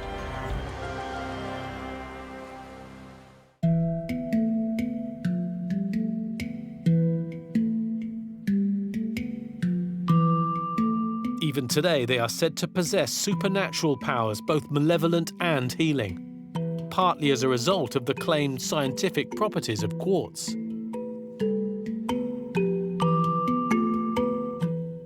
There are extraordinary special properties to crystals, and it's given rise to all sorts of ideas, semi-mystical ideas, that if you get up close and personal with one of these skulls, you can absorb some of its amazing vibrations for good or ill. Although ancient crystal skulls are thought to possess the greatest powers, even their modern counterparts are believed to have a therapeutic effect. Today, popular spiritual healer Star Johnson Moser is leading a healing ceremony using crystal skulls on Mexico's Yucatan Peninsula. In the course of the ceremony, all of these crystals on the altar will be amplifying the healing energy, the Holy Spirit, the universal life force, whatever you want to call it. And if we can open ourselves enough, we can allow the entire energy of the universe to flow through us. But we have to get out of the way. Star has chosen this location for the healing ceremony because 1,000 years ago, this region was a cultural stronghold of the ancient Maya. who are said to have originally harnessed the powers of crystal skulls. So Israel is going to offer this water into the ocean and call forth the ancestors in the Mayan language.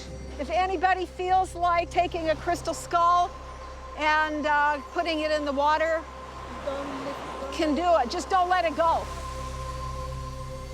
Although the therapeutic significance of crystal is disputed, local Mayan shaman Israel explains that crystal skulls help spiritually revitalize people because skulls, by their very nature, encourage people to focus on life.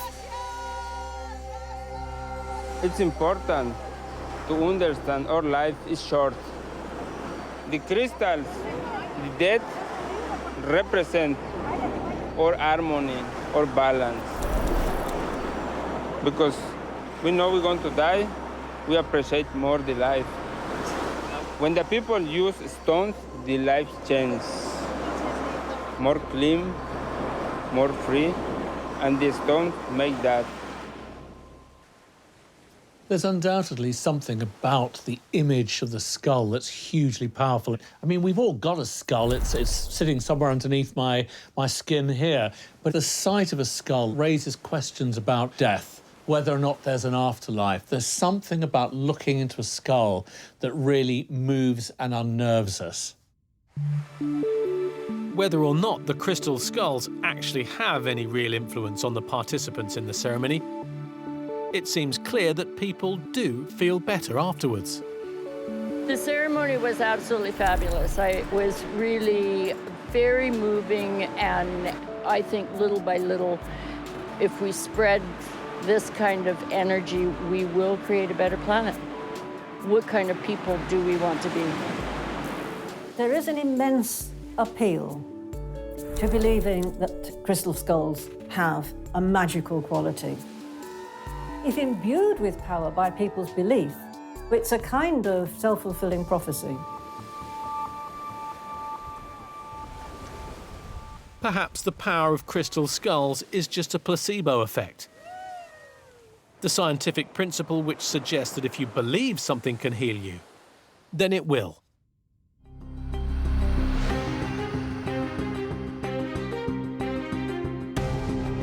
Although believers feel all crystal skulls, even modern ones, can have a healing effect, the supposedly ancient Mesoamerican crystal skulls are said to have much greater powers. But are these legendary crystal skulls truly ancient, or are they nothing more than modern fakes?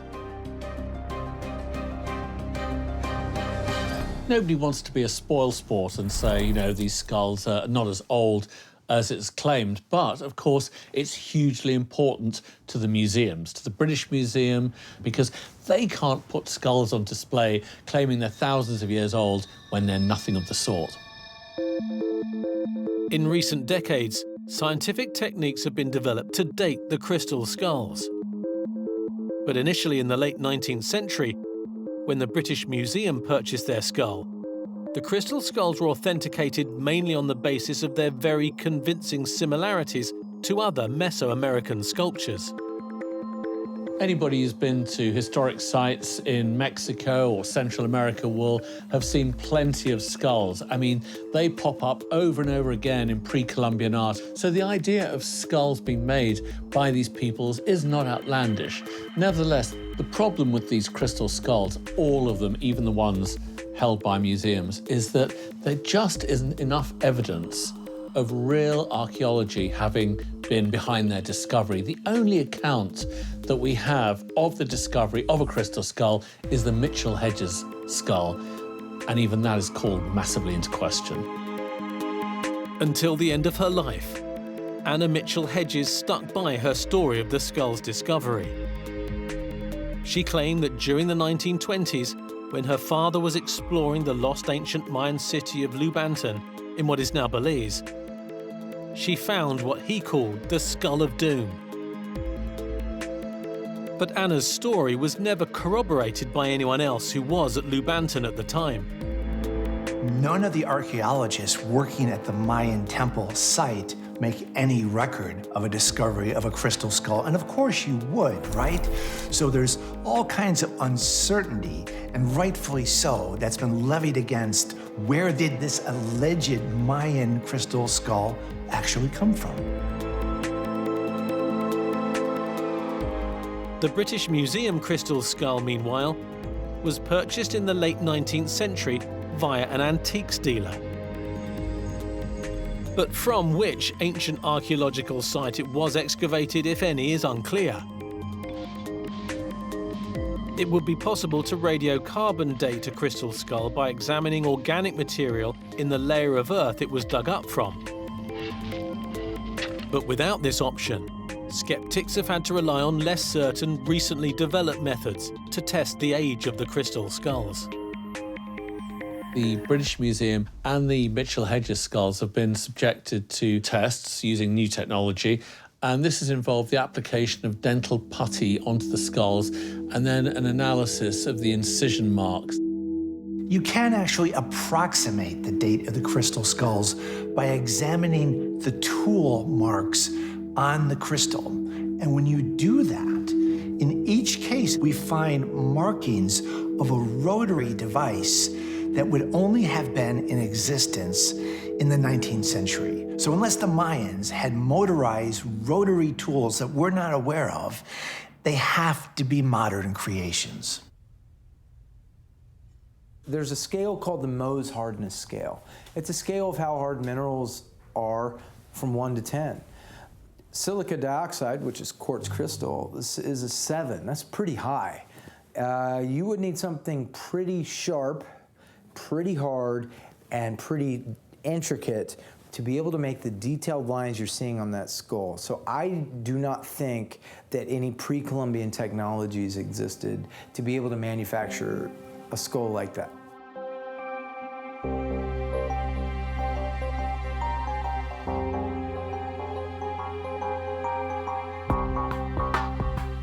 The scientific judgment that motorized tools were used to carve the crystal skulls, and they are therefore modern, is accepted by most observers.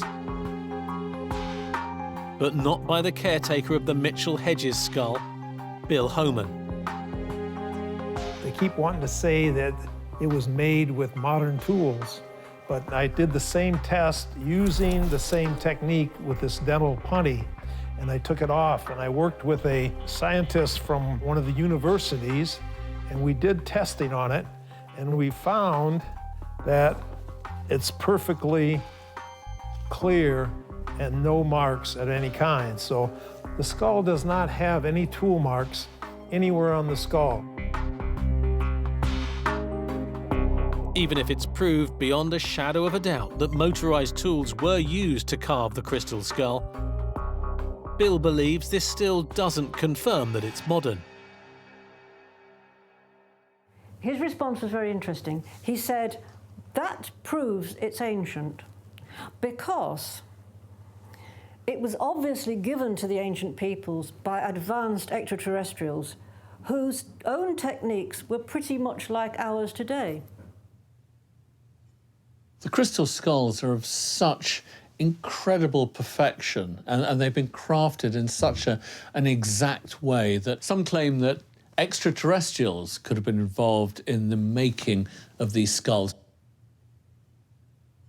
Who made it, how it was made, I don't know.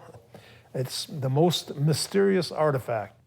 But I'm sure that there's some type of extraterrestrial group that communicates with the skull or through the skull.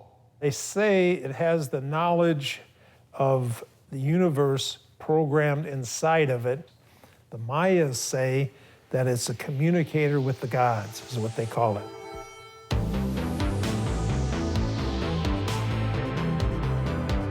It's certainly a remarkable claim that aliens may have created the Skull of Love and the other ancient crystal skulls.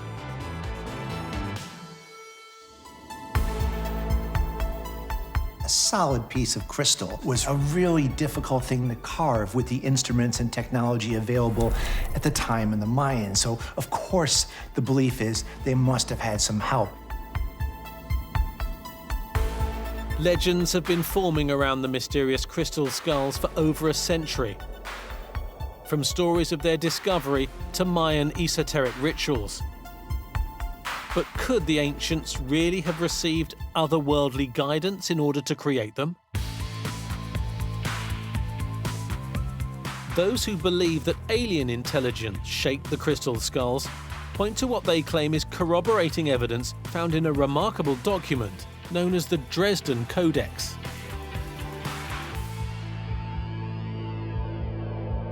The Dresden Codex is a really important piece of the Mayan legend.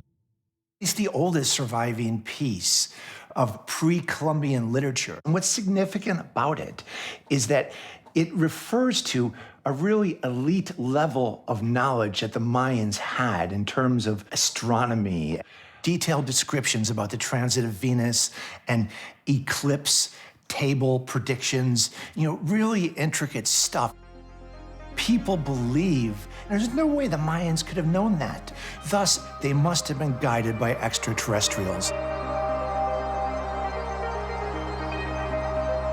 According to Bill Homan, Mayan legends suggest something more specific about the Mitchell-Hedges skull.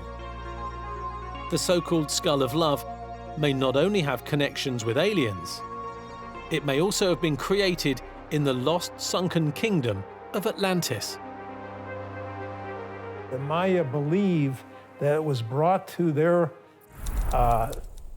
homeland by a people whose land had gone under the sea many, many years ago. There was a main area of Atlantis, and that, I believe, was probably around the Bahamas. And this skull probably has something to do with the Bermuda Triangle and the energy down there, the strange energy that they're finding. From what I understand, the skull was created for a Atlantean high priest that was loved very much. And they took his physical skull and they used that as a mold to build the crystal skull. So you see in the skull, there's all the bumps that a regular skull has. If you look in the eyes of the skull, it like takes you into a world, some other kind of world. So it's pretty amazing that way. Believers in the crystal skull's supernatural powers can find themselves apparently being transported by the skulls into mysterious altered states. One such occurrence was experienced by spiritual healer Star Johnson Moser when she was invited for a personal session with the Skull of Love in order to learn from the ancient wisdom supposedly programmed into it. When I was actually with the skull and was downloading frequencies from it, I went into an altered state, and I was lifted.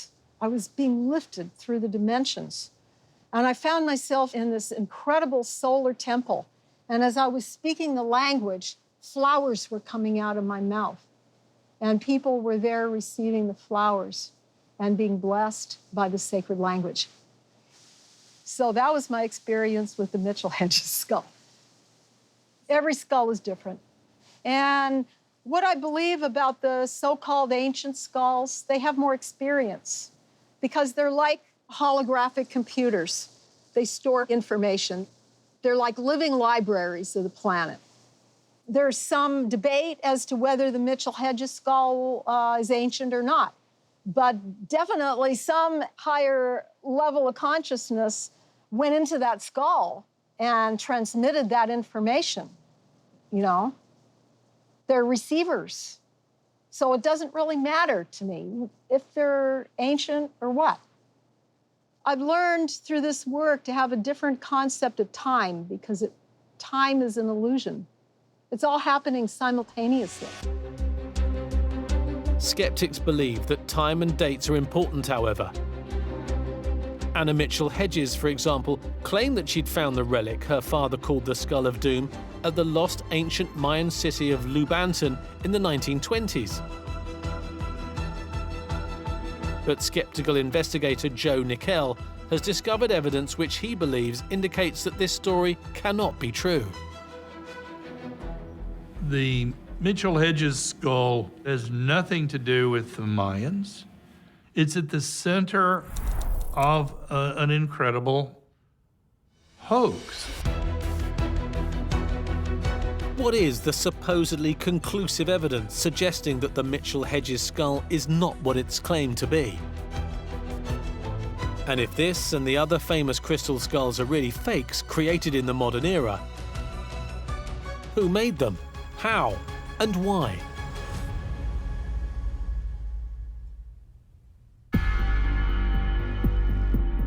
"150 years ago, the great cultural achievements of the Mesoamerican civilizations, such as the Maya, were little known.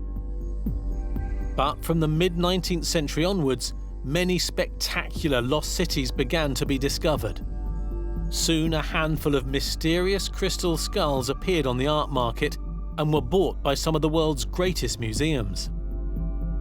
At the end of the 19th century, there's massive interest in Europe in all things pre-Columbian, and the British Museum got onto the bandwagon and bought this skull, at that time believed to be thousands of years old.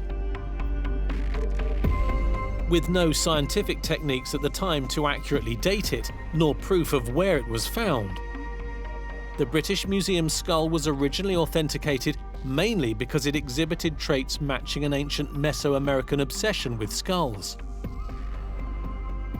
Another famous crystal skull came to light in the 1950s, when adventurer Frederick Mitchell Hedges wrote about the Skull of Doom in his autobiography. His daughter Anna said she'd found the skull in the 1920s, hidden in an ancient Mayan pyramid at Lubanton, in what's now Belize. Sadly, it would appear as though the story of the crystal skull is not what we were led to believe. Documentation confirms that Frederick Mitchell Hedges purchased the crystal skull in 1943 at a Sotheby's auction. It was skeptical investigator Joe Nickel who did the detective work to find out the truth about the origins of the Skull of Doom, later renamed the Skull of Love. It turned out that Mitchell Hedges had bought this skull from an art dealer named Sidney Burney. But when contacted by Nickel about his findings, Mitchell Hedges' daughter Anna stood by her story of the crystal skull's discovery. She told him that she'd found the skull in the 1920s, inside the Mayan pyramid at Lubanton. Her father gave it to Burney as a security for a loan and then later bought it back at Sotheby's. We asked her if she had any kind of documentary proof. No, it had all been destroyed in a hurricane. Whatever the truth is, skeptics point to the scientific tests indicating that both the Mitchell Hedges and British Museum skulls were carved using motorized tools, which ancient Mesoamerican civilizations didn't possess. There's also further scientific evidence published in 2008. Using Raman spectroscopy, the British Museum skull's chemical properties were tested. When the quartz from which the skull was carved originally crystallized millions of years ago, tiny amounts of minerals became trapped inside, providing a telltale fingerprint of the original geological source. The chemical properties of the quartz from which the skull is made suggests that the raw material came from either Brazil or Madagascar, and frankly, neither of those two places were anywhere near the Mayan Empire, and it's unlikely that the Mayans had anywhere like that kind of reach. So if the rock used to make the British Museum skull was mined in Brazil or Madagascar, where was the skull carved? A possible clue is that in the 19th century, a large amount of Brazilian quartz was shipped to the German town of Idar Oberstein, one of Europe's leading centres of crystal carving. Patrick Dreyer, whose family has been carving crystal in Idar Oberstein for centuries, believes it's likely that the British Museum skull was carved there, and that other supposedly ancient Mesoamerican crystal skulls were too. So I read a lot about this Mitchell Hedges skull in the past because it was an interesting topic. And for me, it was always, how to say, funny stories. If it's really this mystical skull or is it a fake? I think the Mitchell Hedges skull is a very nice masterpiece, but it's easy to fix out that it was carved with a wheel. I think the chance that the Mitchell Hedges skull get produced in Oberstein is very, very high. The quality was amazing. So you need definitely good craftsmen which can do this very high-end job. Here in Oberstein, the people have the skill, the knowledge, and also the gemstone to produce the skulls. It could be possible that my great-grandfather was one of the guys who maybe worked with the skulls, maybe also with this Hedges skull. He lives in this time which the skulls get done, so this could be possible. Pretty much all of those appear to have been made in Germany. There was a kind of a little industry there where they would get, I believe, Brazilian quartz crystal and cut it, and of course using machine cutting and so forth, and then you polish it, and turning out these really eye-catching curios. The Mitchell Hedges skull is in some ways the most interesting of those to me because it has the jaw detached. If the crystal skulls were carved in Idar Oberstein in the 19th century, who paid for them to be made? The British Museum skull was originally bought from a colourful French antiquities dealer named Eugene Boban. And Patrick believes Boban may have commissioned many of the skulls to be made in Idar Oberstein.